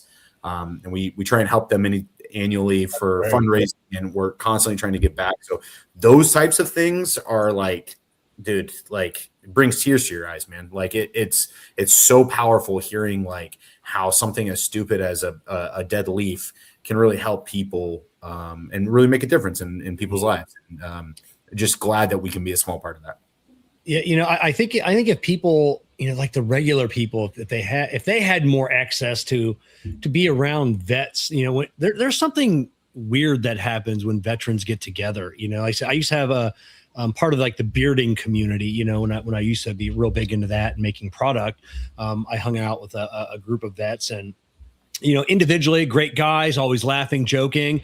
And then every now and then they would have like an event at one of the houses, be like a barbecue. And those guys would be sitting around a fire, and man, when they started talking and just telling stories and then talking about what the struggles they're going through in their daily life. And it's like, fuck, like how are you guys, how are you doing it? I'm like, you hear these horrific stories, and then, and then it's just like, yeah, this guy's busting my chop at the Home Depot the other day because we were out of this. And it's just like, that fucking guy just knew, and it's just, and I never, I always said, but I didn't chime in. It was just, I always felt weird even just listening to these guys talk is like, I don't have a clue of what you're going through. Like, I can't relate. I don't understand. Like, I don't understand how you're, then you hear about the 17 veterans a day or whatever. And then it's just like, you hear it and I'm like, now I know. I mean, I know why that's a thing. And it's tough, man. It's a lot of people really struggle with unpacking that. And that's, we really try and align ourselves. We get hit up. We were talking earlier about people asking for free shit. We also get hit up to support 100 countless different organizations. I know. And it's tough because the reality is that the vast majority of them are extremely genuine, and we just cannot support every single organization that should be supported. And so, we're trying to do as much as we can with as little as we have at times. And so, when we find an organization like Team Sapo that really like being able to hear some of the stories of like the transformations that these people have had and like the stuff that they've been able to decompress and seeing them on the backside, stuff means a lot, man. And so, I'll tell you, you said that you don't know what to say because you can't relate. I'll tell you, one of the biggest things when guys are unpacking a lot of that shit, they don't necessarily need much from you other than an ear. Like they just really they just want to talk, man. And sometimes the best thing is to just let them talk over a cigar. And that's one of the reasons I think Andray and I really like cigars too, is one of the things that really drew us into this community was a lot, Andray says it all the time, the cigar is a great equalizer. And it's also an incredible conversational piece just to sit around, and it's like alcohol. It like kind of lubricates the social aspect. Right. And so that we're really blessed to be working with an organization like Sapo and some other great organizations that we work with, where we're able to try and give back some of our time and money as well. I have a question for you both, Andray and Zack. Since you're veteran owned, have you gotten together with other veteran owned cigar brands?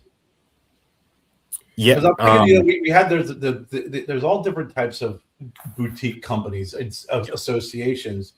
Has there ever been, or is there an association that is cigar brand owners that are veteran owned cigar brand owners? So we have done some events where we've like very recently, actually, I think it was only a few weeks ago, 3 weeks ago, I believe. We were down at a lounge in Blairsville, Georgia, Sheepdog Cigars in Blairsville, Georgia. And they actually coincidentally were hosting an event for Team Sapo. It was a great like fundraising event, and it was us as well as a couple of other companies, Founders being one of them, and then Hayes Gray as well. So two other veteran-owned companies. Hayes Gray, so we got to do some really good stuff with those guys. Got to meet them. I'd never met them before.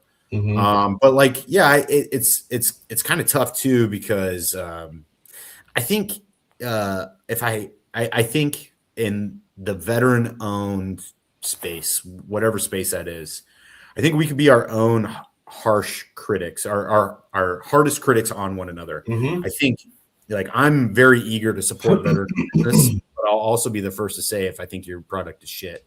And I think unfortunately, there's like a natural habit of like veteran-owned company in the same space to create almost like a natural like friction. And so I know that's something that we try and support other brands that are in the same space that maybe are a little bit younger or even older than us, and we try and help them when we can. Understanding that that's not the way that everybody does it, but we try and be as like warm and welcoming and helpful. We do some things with other veteran-owned companies, and we work with a lot of veteran-owned lounges too. Right. So there's a lot of lounges out there that are owned and run by vets, and we do a lot of work with those guys in particular. Well, you guys do anything in your spare time, Zack? You can put together a veteran-owned association and just get all your spare time. Get all these brands and these cigar lounges and bring them all together and form an association. There you go. It's funny. I definitely want to hear. I want to at least talk with you again in 6 months, and because you'll be doing this full time. Like, because now you might be thinking, because I've been there. Like I got all this free time. I'll be able to do this and this. And like 6 months from now, you're like, how did I do this part time in the past? Like I don't. Seriously. Like I don't have enough time now, and just like how the fuck did I do this? It'll just be. But do you guys do anything with Screaming Eagle over in Hopkinsville? No, negative. Oh, Screaming Eagle Cigars. Oh, one of my favorite lounges in the country. They're right outside of who's in the Hopkinsville? Is that the 82nd or 101st? The Screaming Eagles. I know what you're talking about. It's 82nd. Or no, it's 101 Screaming Eagles. It's 101. Yeah, 82nd, yep. North Carolina, right? That's correct. Yeah. Screaming Eagle. Yeah, veteran owned. You go in there. I've been in there a half dozen times, and usually back of the lounge, there's always someone in uniform sleeping on a couch. So like in between shifts or something, and it's all those guys. I just see them come in and they just go like in full uniform, just go straight to the back, lay down on a couch, go to sleep, take a nap. So I'll just say, unfortunately, no. Hopefully, in the future, we'll see if things change. I think we may have been a little green for them the last time we talked with them. Yeah. Okay. Yeah, I think there's a lot of I guess I didn't realize it, but it makes sense because Andray and I are living proof. But there's a lot of people in this industry that are vets, and just because I think that's it's just a very big part of the military culture, cigars, and so it's just a natural fit for a lot of people. Yeah, man. So let's move back over into the cigars. I don't know where we're at on the in my notes here somewhere. I know the last time that we had you guys on, you were you hadn't released it yet, but you had a new limited edition. What was the name of that? I don't have it's somewhere in my notes here somewhere. What was last year's, the 2025 LE? Go ahead, Jerry. So how did that go over? Big hit. What was the people's take on that one?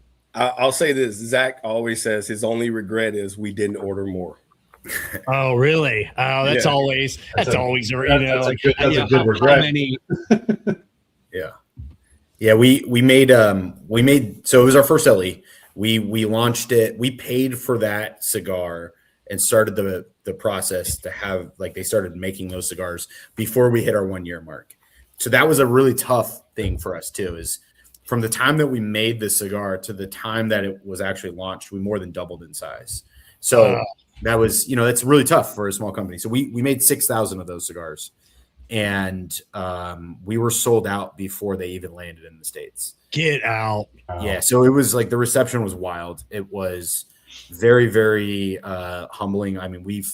We're honored, and because it was kind of one of those that we were like, oh man, are people really going to like this? And fortunately people did, and it went really well. We were very, very happy, and sounds like, based off of the fact that pretty much every single day we hear from somebody that is either still smoking Phantom Fury or asking us when we're going to re-release Phantom Fury. It sounds like most people really enjoyed it too, so we were pretty fortunate. So is that a thought, of being able to, produce that again, or is that one of those LEs, like I've done an LE is like, there's no more tobacco. Like I just, I honestly just can't get it. They had like a bale, and that was it. Like it's people like, oh, really, I think our lace is out. People still ask about it. And I'm like, tobacco's gone. I could just slap another band on it and call it the same thing, but tobacco's gone. Was that the case with that, or is that something you could, potentially? It's definitely something that we could potentially release again. It's some people have asked for it to be introduced into our core line. Unfortunately, that probably is not going to happen, because the wrapper in that cigar was a true Indonesian Sumatra wrapper, and the ability to procure Indonesian Sumatra is just not something that we have that much faith in, that we want to incorporate it into our core line. We have a lot of fun other things that we want to do. So, while Phantom Fury could make a release or make a reappearance rather. You know, like this year we are actually like we currently the 2026 version of Phantom Fury. So our 4th of July LE is in the factory being rolled as we speak. And yeah, so that one we haven't really talked about it yet. So we're going to be really talking about it here within the next couple of weeks in the lead up to PCA. But that one is going to be called the Sentinel, and it is a Mexican San Andreas wrapper with 100% Nicaraguan filler. And we're really excited about this cigar too, because we are working with somebody that we haven't worked with before. So these cigars are actually, funny enough, I don't know if you saw me smirking earlier when you were kind of talking about them, but we're going to be working with Lee Marsh on this one. And so all of these, so all these cigars are going to be rolled out of the Rojas factory. Wow. So so the Sentinel Mexican San Andreas, it's going to be a 6x50 Toro.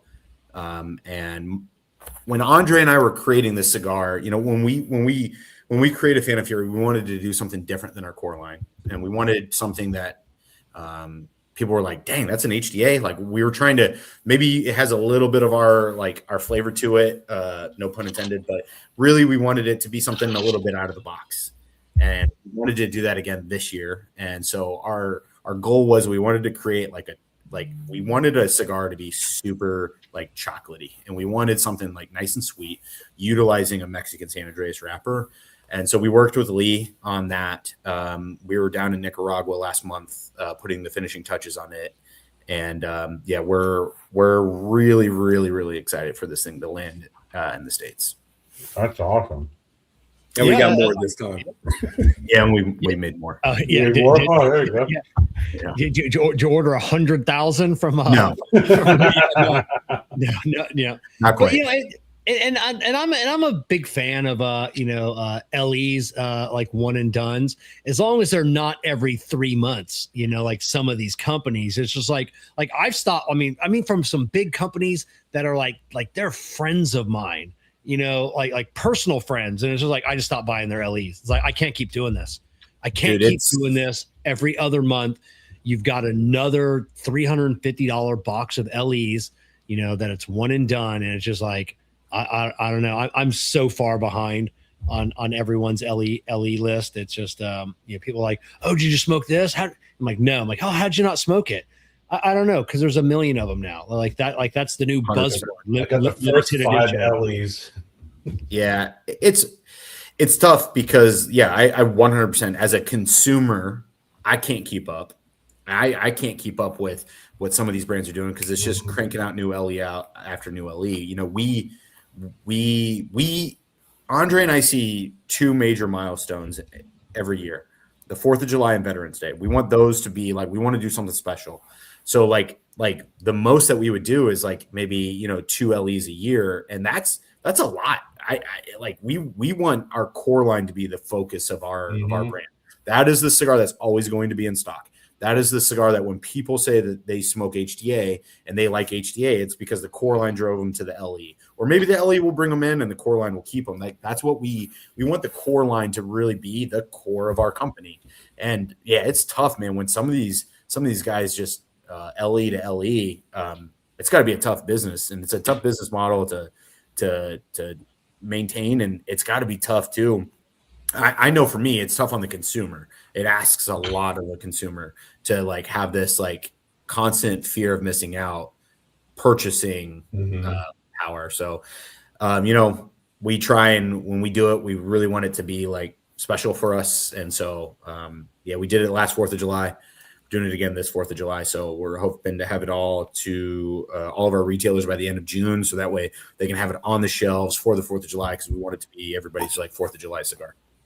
Yeah, and I like it that way, because I like what like John Huber does with the Las Calaveras. You know, it's only coming out once a year, and that's it. Once it's there, it's done, it's gone. And and then people will debate for years which one was the best one. But yeah, he doesn't do the constant the LEs. It's like you grow to accept it or expect it, but some of these makers that are coming out with the LEs every couple months. I just got to wonder how much of their core line has suffered. You know, I was getting ready to ask you that question because I said, okay, I know there's going to be another LE in 2 months, so I'm going to buy this box now, and then I'll smoke a couple, I'll hang on to it. I know a new LE's coming out, so I'm just going to wait for that. And I like their core line, but you know, I can't afford to keep buying all the. You know, I just bought the LE, and I don't want to buy a box of the core line when I know another LE's coming out. You know, so I'll just wait till that one comes out, and then I'll just buy that. And you know, it's got to suffer. It's funny you mentioned I was getting ready to ask you that question, Kevin, is because LEs are always meant to complement the core line, right? It's something special. Yeah. And then when you have LE after LE, are you trying to kickstart the core line because it's suffering or it's stagnant? You know, but then to your point, Kevin, what ends up happening is you almost have to rely on those LEs because you kind of become addicted to it. Yeah, for sure. It's tough because you see that pop of revenue, and then the LE goes away, and you want that pop again, and it's a lot harder to weather that fade of your LE, but try and build it through your core line, and then sprinkle in another pop later. Instead, it's a lot easier to just live pop to pop to pop, and yeah, it's definitely. I mean, I think about it from I think Mountain Dew is like a great example. Like Mountain Dew, when people talk about Mountain Dew, everybody thinks about just regular old Mountain Dew. That's the core of their business. And you could say, Diet Mountain Dew or Mountain Dew Zero as well is right there. But then every once in a while, every Christmas, they'll have like a special flavor that they'll do, or maybe they have an exclusive with like Bojangles, right? Or they'll have they have like some of these other projects that they'll do throughout the year, where a couple times throughout the year. But the thing is the core of Mountain Dew is regular old Mountain Dew, and that's what we want for us. Whatever our core line is, we want that to truly be the foundation for our brand. And I guess that's the model that we subscribe to. We're 2 years in, so who knows if that's the right decision, but that's what we want. That's the model that we subscribe to. And that's kind of what we want to be known for. That's it. Right or wrong, it's your decision. So it doesn't make any difference if it's right or wrong. Now, will that be available for sale at PCA coming up? Yeah. Are you taking orders? Yeah, we're taking orders at PCA. So last year, what we did with Phantom Fury, we did that as a thank you to everybody who had supported us over the our first year. And so what we did was we started at retailer number 1 that we ordered, and we worked our way down the line, and we went through and we're like, we're giving you the opportunity to buy Phantom Fury. We worked our way down the line, and we went into PCA, and I think we only had like a couple boxes left when we went into PCA. So this year we're doing things a little bit different. This year, if you are a current retailer, you get access to buy a Sentinel. And then if you're a new retailer, it goes in order of like who at PCA in person, we're able to take orders at PCA in person. So this year we're kind of doing it a little bit different, and we're very excited to be able to share that cigar with the masses this summer. Yeah, I mean PCA is coming up. Any like you've got one under your belt, so but you never feel comfortable. I mean, there are guys who've been doing it for years that still get the jitters of PCA. Is that you feel it coming up? Oh yeah, definitely the jitters. But Dre, I don't know about you, man. I can't wait, dude. I'm stoked, man. I mean, to meet Kevin and hang out with everybody, man. I think I was overwhelmed. I think I saw 1/3 of the show, man. Like I was still like overwhelmed just to be in the presence of PCA. It was just amazing, for sure. Yeah, Jessica gets that way. She's not listening to this, but she freaks. Oh, I thought the door was opening. She freaks out at events. Yeah, I'm like, is that her? Because I gotta shut the fuck up. Like she freaks out, before an event. Like she gets nervous. Like there was one year we did an event down at Boynton Beach, and like she's like, I'm not going in. I'm staying in the car the whole time. Like you're gonna stay in the car the whole day. She's like, yeah, you go inside. And then 15 minutes in, like she's in her groove, she's meeting people, having a good time, and so she's what me. I just fucking stroll right the fuck in, like whatever. I'll never feel comfortable doing interviews. Like when you came over last year and we did that interview, dude, I was so nervous, man. Like I feel like Ricky Bobby. I'm like, I don't know what to do with my hand. Like, dude, like legitimately, like I have a legit fear of like public speaking. So like it's tough. Some of those one-on-one or like at events or like, you know, at a show like PCA where I'm just like talking with individuals or smaller groups. Oh like, yeah. I love that. But like like the idea of like people going on stage and presenting in front of the masses, legitimate, like the worst thing that could ever happen to me. I couldn't imagine having to do something like that. But like even doing like like, dude, when we were doing some of those recordings, I'm like sitting there, like my hands are shaking trying to hold the damn microphone. I was nervous, man. Oh my God. So any changes to the booth or any other changes like period that you guys had learned from like last year on like sales or just anything else that, you know, you're going to implement this year? Well, I'll say, unfortunately, we wanted to get a bigger booth, but, you know, just that price to entry, we were like, maybe one more year we were able to get a bigger booth, right? But our booth size is pretty much the same, not quite in the same general location because the layout's a little different this year. But, you know, Zack and I, we're put our heads together and brainstorm a strategy to bring people over to the booth. So, yeah, the guts of it are the same, man. We're I don't know, man. Like we're just not that business yet that's ready to drop $20,000 or $30,000 on a booth. It's just and to spend the rest of the fucking year trying to recoup that. You know, I mean, you know, there's money you spend it out somewhere else. You know, because none of the consumers are there. You know, I mean, you hope to get some retailer, retailer money, but it's just I mean, you got to release a couple of LEs just to make up. Yeah, exactly. And I don't want to give away all the details, but there's other layers to it. Also, we learned about it. It's like, we're not quite ready yet. Yeah, dude. There's like, I don't know. I think about it too, and I'm like, you know, we mentioned earlier that we haven't raised our prices, and so it's in order to do stuff like that, we got to cut down on like some of the unnecessary costs, right? In order to like be able to keep our prices where they are.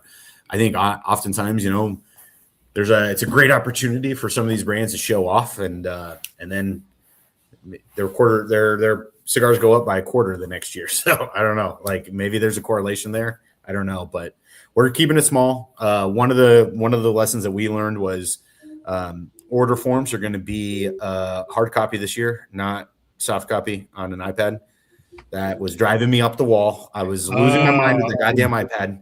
And I was about ready to chuck it across the room, dude. And it's not the iPad's fault; it's 100% my fault. But I was losing it. So we're doing hard copy order forms. That was one where I was like very adamant. I was like, "We are." Technology always sounds great, right? And then you're like,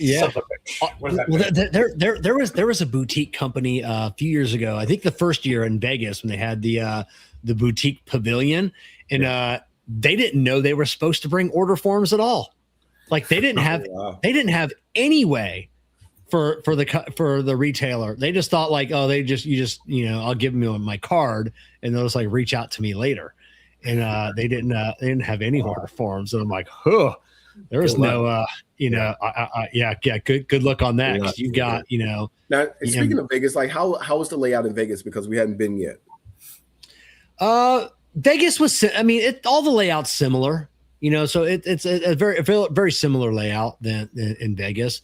The 1 year or the first year that I was there, it was really nice because it was in the casino, so you could go up to your room and then come down, versus going down the street to the to the convention center, like it is now.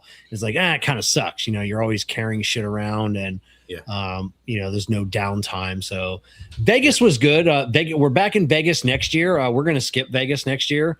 It's just so expensive, just everything about Vegas is just going out there, from flights and food and transportation. And, we're going to go down to like Puro Sabor or something in the Dominican or one of the festivals. We're going to do that next year and, have fun down there. But Jessica's coming out with us to New Orleans this year So it'll be the three of us, me, Kerr, and Jessica. So it'll be fun.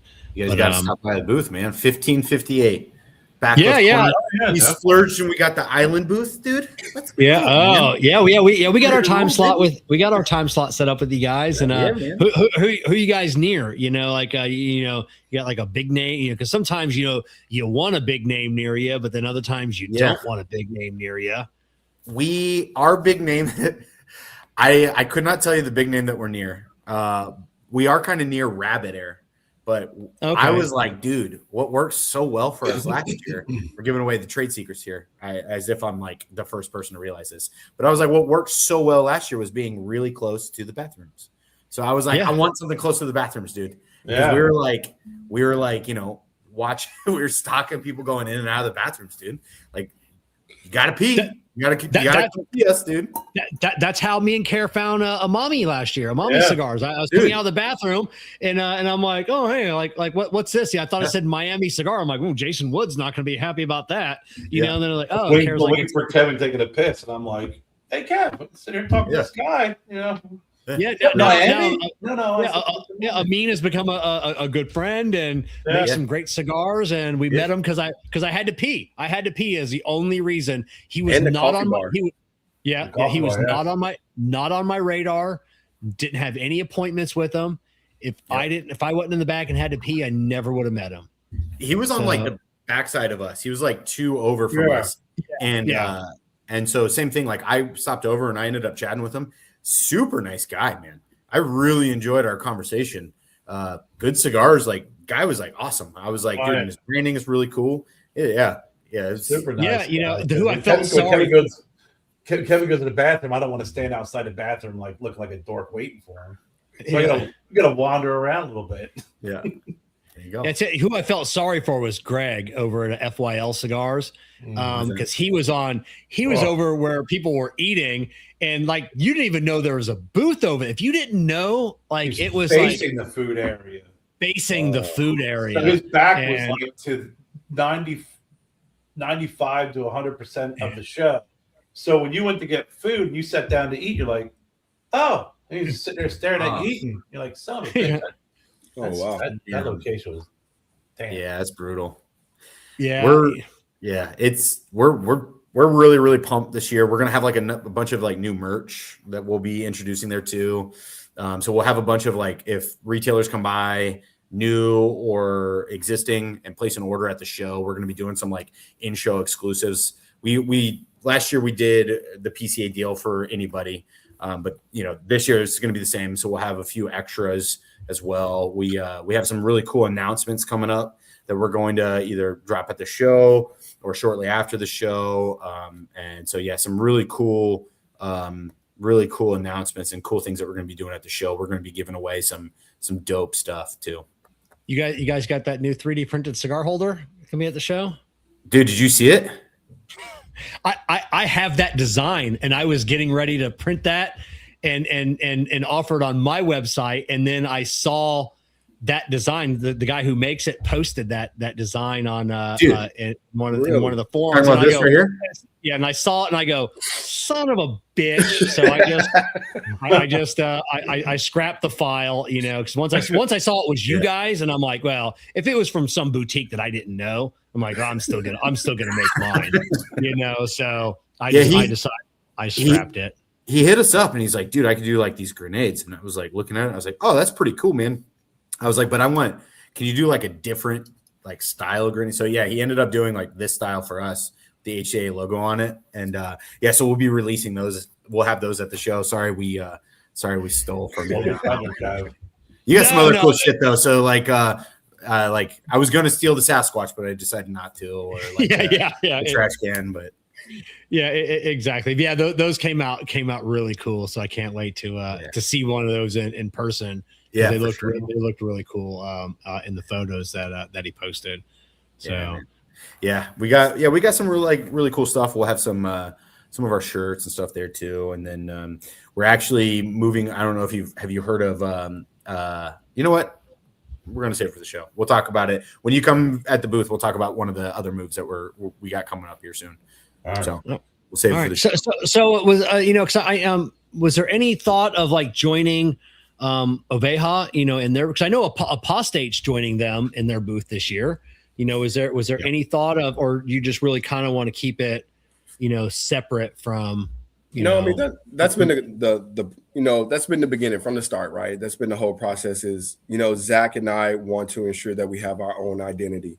We lean on them for the production. The blends are ours, as Zack stated, and the quality. However, when it comes to HDA, we want to be our own entity, and that's been something from the start, and we want to continue to flow with that. Good for you. Yeah, it makes sense, and I love the guys at Apostate. I love Brandon, great friend of mine now, super cool. And then and I'd heard he's going to be at the Oveja booth, and I'm like, people already think of that press release that because people already think that he's with Oveja now making his cigars, and it's not what the press release said. There's just part of the distribution agreement, and I'm like, well, now people are really going to think you guys are together. So, but we're stoked to do our own thing. We're stoked. We have this new project coming out with Rojas. We're trying to pair ourselves with like really good people in the industry from a factory perspective, and we're just really trying to kind of exist on our own 2 feet. And so that's definitely something that's really important for us. That's good that you're expanding out like that. Especially for your limited edition. That's great. Yeah, because you never know where where that's where it's going to take in the future. It just gives you another opportunity. Used to be in the past, like people, maybe I would say maybe the last 5 or 6 years, you're starting to see more of that. People like, hey, I need to have not a backup factory, but another factory. Things happen. We've seen fires, we've seen floods, we've seen hurricanes take down a factory. Supply chain issues. So it's nice having another, another factory to be able to, produce out of. For sure.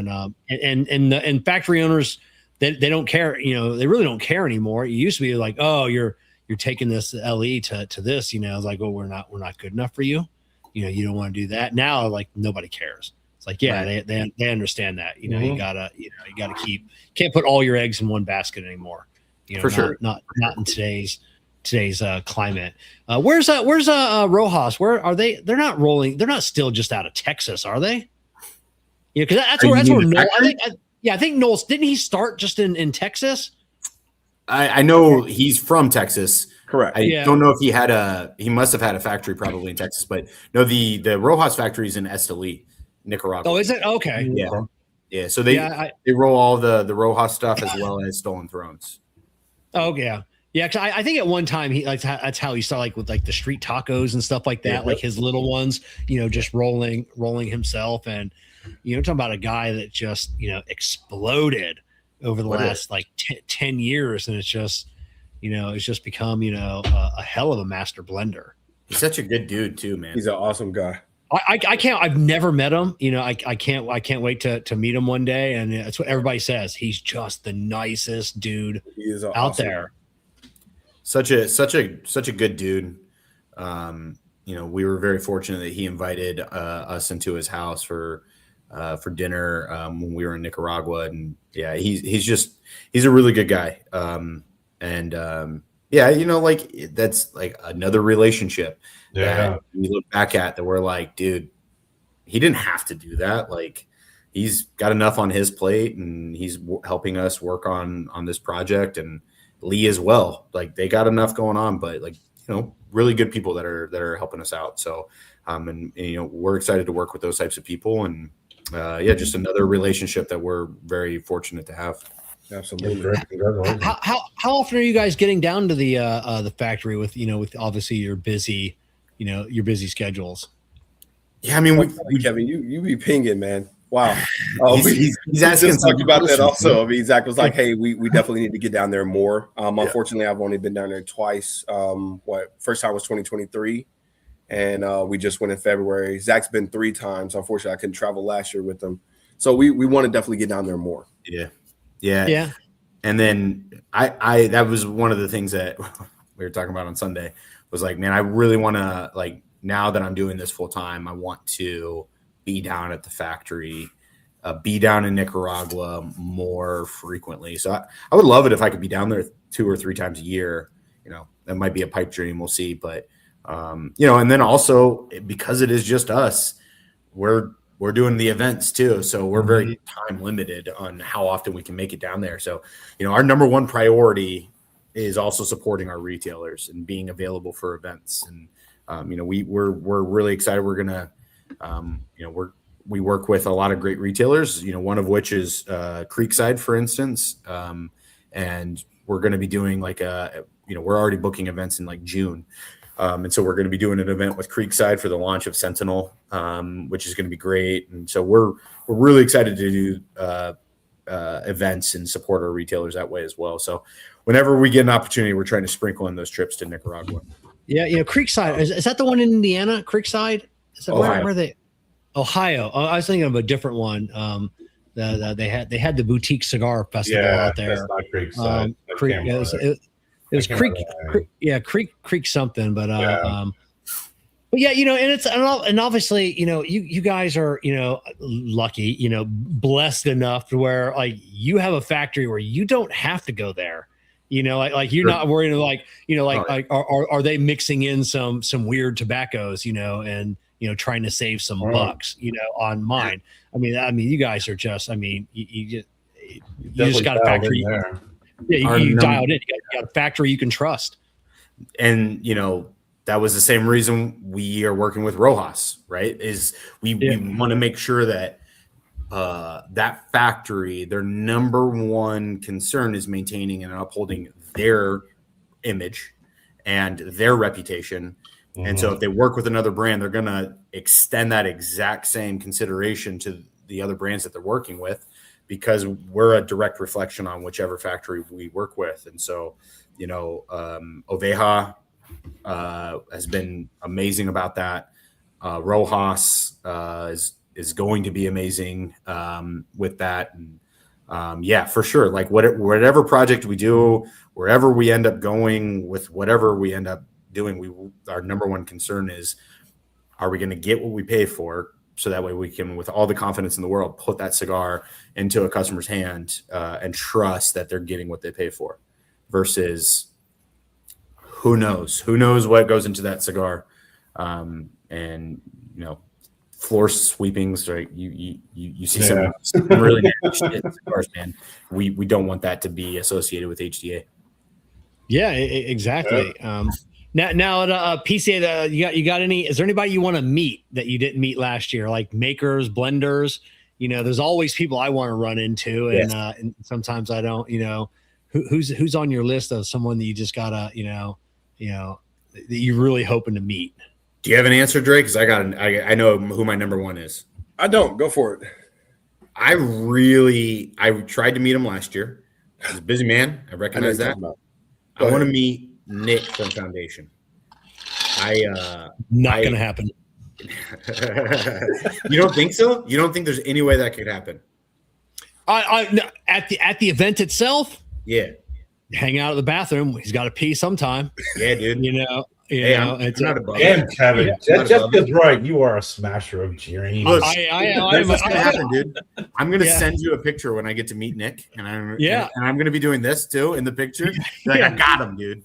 I love Nick. I mean, Nick's a friend of mine. I go to events. We always end up talking about weird shit. Always the Ark of the Covenant or something else. And I've attended, I think, 4 PCAs now. And I got like 30 seconds with him at one PCA. And he was like walking, and I just had to like stop him, like stand in front of him, like, you're going to talk to me for a few seconds, and we had a quick conversation about, the Ark of the Covenant again.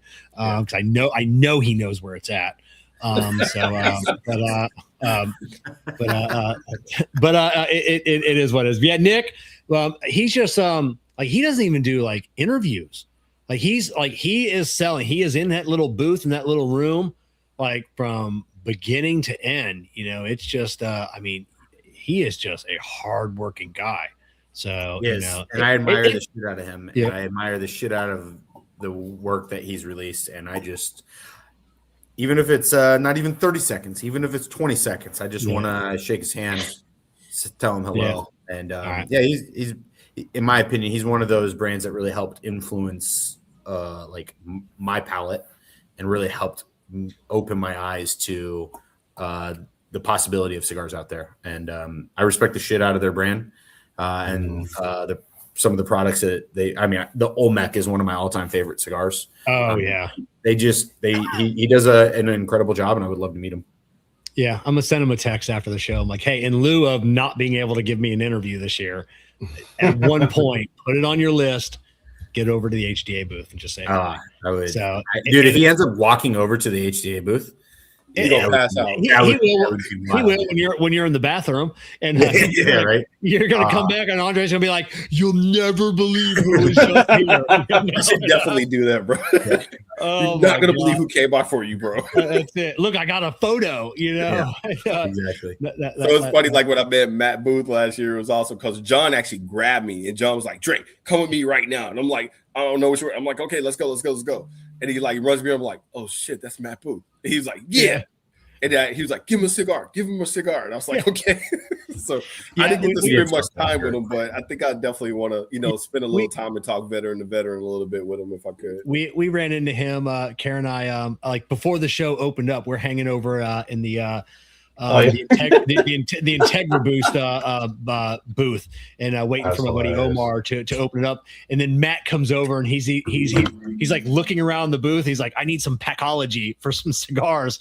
So I'm like, so we're like trying all the locked cabinets, and finally he finds a box and he just slices it open and grabs some humidity packs out. And I'm like, I'll tell Omar those are for you. And he's like, all right. So Omar eventually came by. I go, hey, Matt stole some Integra booze. He's like, whatever. But yeah, he's just a crazy cat. Yeah. So yeah, man. But what about you? One dude talked I'm sorry, off topic. He talked about whiskey drinking. So Zack is not a big whiskey guy. I kind of am. So I go down the gamut, right? Whistle Pig, it don't matter. I've been big on Uncle Nearest lately. And I have another fellow veteran, shout out to Nick over in Fairfax at Lost Whiskey. So if you get a chance, check out Lost Whiskey in Fairfax, Virginia.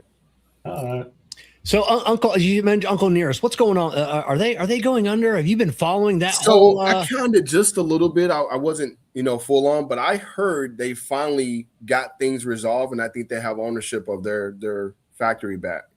Are they just okay, yeah, because there was a lot of shady. It was going through some shady shit, buying houses and property and everything else, and I'm like, money been stolen or moved around. But I can tell you, it is a great brand. It is tasty. Oh yeah, it's delicious. Oh yeah, that's what everybody says, and it's just like I'm like, gone into receivership, and I'm like, oh, I think they got it back. There was that mad rush of everybody going, you got to go out and buy Uncle Nearest. It's not going to be out anymore. So everybody was like, grabbing as much as they could. Yeah, it is tasty. It is very tasty. Good, yeah. And hopefully maybe the owners, I forget what her name is. Maybe learned her lesson a little bit. If anything else, like, hey, maybe we got to listen to our accountants and keep more shit on the books and do this the right way, because they've about lost a $300 million business just over some weird shit. So correct. I agree. So. All right, we're gonna leave it on a note because Karen and I, we always end up talking about aliens at the end. You guys are in the military. Andray, you're with Boeing. I know you got to know some shit. You must have walked into some facility accidentally and was like, "What the hell is that? No, get out of here!" Unfortunately, I would have to kill you guys if I did. Yeah, that's all right. You can kill Kevin. Just tell us. Yeah.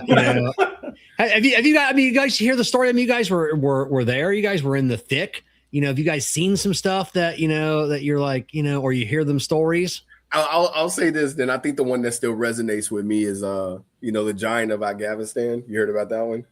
No, the giant. No, tell me about the giant. That up. Yeah. Okay. The giant of Afghanistan. That was pretty wild. That's some real shit. That was the ship. I've seen it with my own two eyes. You see Zack's face. That was some real shit. Was that the big ship? No. A gigantic human. Yeah, like a literal giant. I thought there was another one that was like a big like triangle ship that was sighted that they gave it a name. Yeah, maybe. But I'll tell you this. my second tour to Iraq in Baghdad, I was actually on the embassy, and then we were like, breaking down, pulling people off of 5 Union where the Bad Party headquarters were. And, we used to smoke cigars and everything. And one day, out of the clear blue, one of the guys, can't remember who it was, what his name was, sitting there smoking cigars. He was like, do y'all think that building's haunted? And then, dude, it just went down a rabbit hole, man. I mean, it went down a freaking rabbit hole. Everybody had a freaking story because the Bad Party headquarters, I mean, this is marble stone structure, right? And we dropped like a JDAM or something on that bitch, right? I mean, we collapsed it from the roof all the way to the basement, right? And everybody was like, dude, I had one guy, he was like, man, I was in the building, I was in the bathroom. He was like, dude, an Iraqi soldier came and stood right next to me, man, used the urinal. And he was like, and I turned around and looked, and he's like, the dude's arm is missing. And he was like, the dude just turns around, walks out, he goes after him, he's gone. Like, I heard all kind of freaky stories, man. I mean, stuff to make your skin crawl, bro. But no UFOs. I'll say with UFOs, this is my opinion on UFOs. First of all, I need to preface this by saying that I am a believer. All right. And I'll say that I've spent my career working around aircraft. And so, like, obviously, I would say that I'm not going to know everything that the U.S. military has to offer and what other countries have to offer. But I think I have a good grasp on what the art of the possible is, even by stretching the limits. And I'll tell you, man, dude, some of those videos that you see coming from UAVs, coming from like F-16s flying off of the coast of California, where they have these like real fast movers that defy the laws of physics. That shit does not make sense to me. So, I mean, I'm a believer. And then you see them going into the water. And yeah, man. Look, dude. Do you think they're bending the atmosphere around them or gravity, or do you think some folks believe that they're transdimensional and are kind of coming in and out of the different dimensions? I kind of like the second one. The second one seems like it would make sense too, right? Alternate dimensions. Like they exist in that spot in another dimension, and they just happen to hit the right frequency, and they kind of pop in our dimension and pop out. I think they just got the technology to bend the time and space around them, because we've only got another couple weeks or a month. The new Bob Lazar documentary comes out. I don't know if you've seen the new the preview for it. It just came out like last week. It's fucking amazing. I will check that out tonight. Like Bob Lazar goes like deep in this one, and like recreating the craft or using some AI, and Bob Lazar, he knows. Boeing's hiding that shit. I know. I confirm or deny it. Boeing, Lockheed. That's what it is. You got to get it into these private contractors. So there's no FOIA request. Boeing doesn't have a FOIA request. I can't ask them about all that shit. So I don't know. I love listening to a lot of that stuff. I don't listen to a ton of like Joe Rogan, but when I do, it's like I cherry pick the episodes where he talks about aliens in particular. Same here. I watch like one out of every dozen, but if it's like I'll see like a clip on YouTube or Instagram, TikTok or something, and the aliens, I'm like instantly go to YouTube. I'm gonna save that video. We're watching that one later. Yeah, you gotta check out the Y Files. And what's his new podcast, The Basement? It's a Y Files podcast, The Basement. The Basement. He's freaking fantastic. He has some great guests. He's got Avi Loeb on right now. I just started that one earlier today. So, nice. All right. So, who's a big into UFOs? We found out last year at a PCA, Dion with Louisiana. Dion. Oh God, he had some great stories.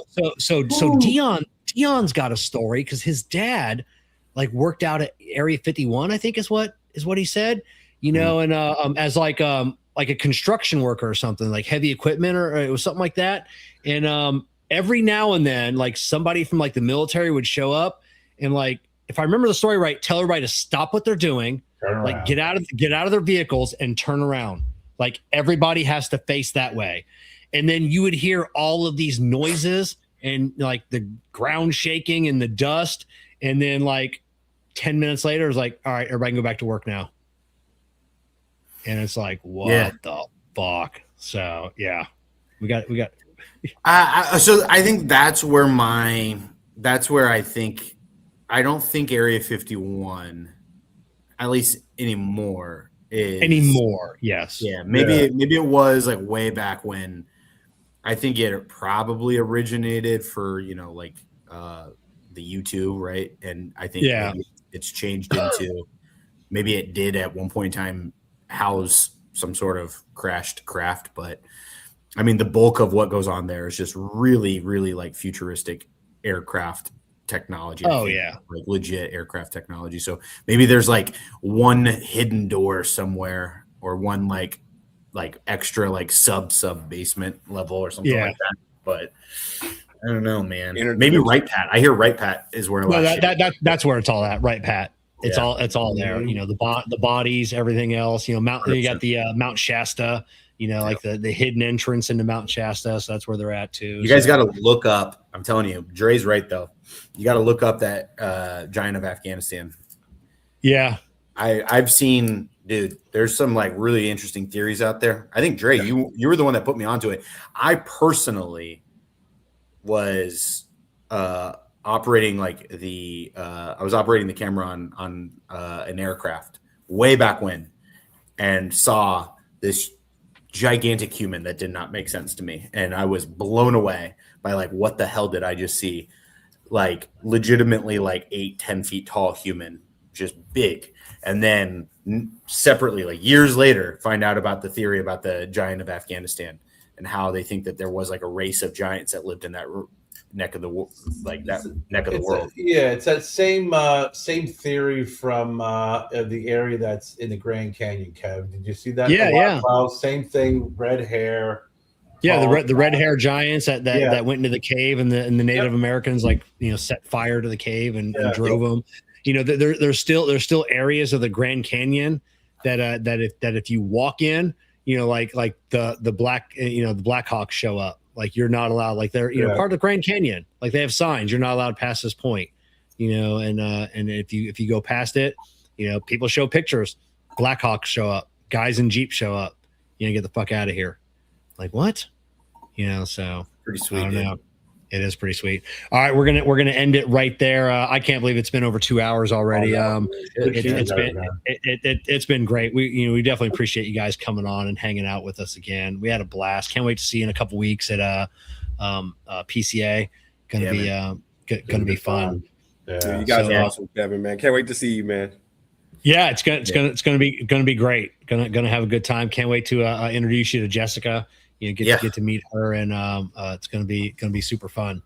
Appreciate you guys putting some time on our calendar, and really excited to sit down and talk with you and smoke some cigars. And hey, when you're at the show too, remind me when you show up to our booth, try and show up with a fresh palate, because I'm going to give you guys a cigar that you haven't had yet, and I want you guys to try it.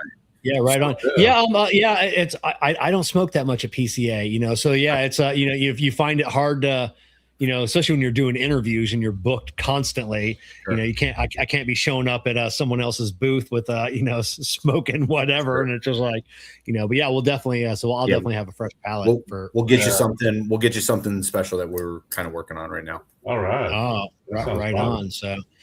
All right, everybody. That's another I Tap That Cigar show. I think Kerr and I I think we're going to be off next Monday night. Kerr and I are going down to Louisville for the weekend. We're going to I got a business transaction I got to do down there, and we're going underground zip lining. You guys ever do that? In the Louisville mega caverns. Jessica and I went like 8 years ago. So it's the you do zip lining, but it's all underground. It's these caverns that they started off as natural caves and caverns, but then like in the 50s, like the military took it over, and that's where they stored like sensitive information and documents, because they carved them out into bigger caverns. But at one point you're hooked to a zip line. You got to walk over this suspension bridge. It's the tallest underground suspension bridge on the planet. So when you're walking over the suspension bridge, the Statue of Liberty could fit underneath you and the floor and still have room left over. Dude, what? Yeah. So it's all. You didn't tell me that, Chad. Wow. I'm not afraid of heights. Yeah, Yo, so that it's sounds so dope. yeah, the Louisville Mega Cavern. So we're gonna hit up a couple of cigar lounges, the Louisville Slugger Hall of Museum. We're gonna do the factory tour while we're down there, and definitely hit up some cigar lounges. So yeah, baseball season will just be kicking off. Perfect timing. That's it. So all right, we'll see everybody back here in a couple of weeks. Make sure you're following Cigar Prop, Stogie Road Cigars, HDA Cigars. All their socials are in the video description, the podcast description if you're listening to this a week or two from now. And we'll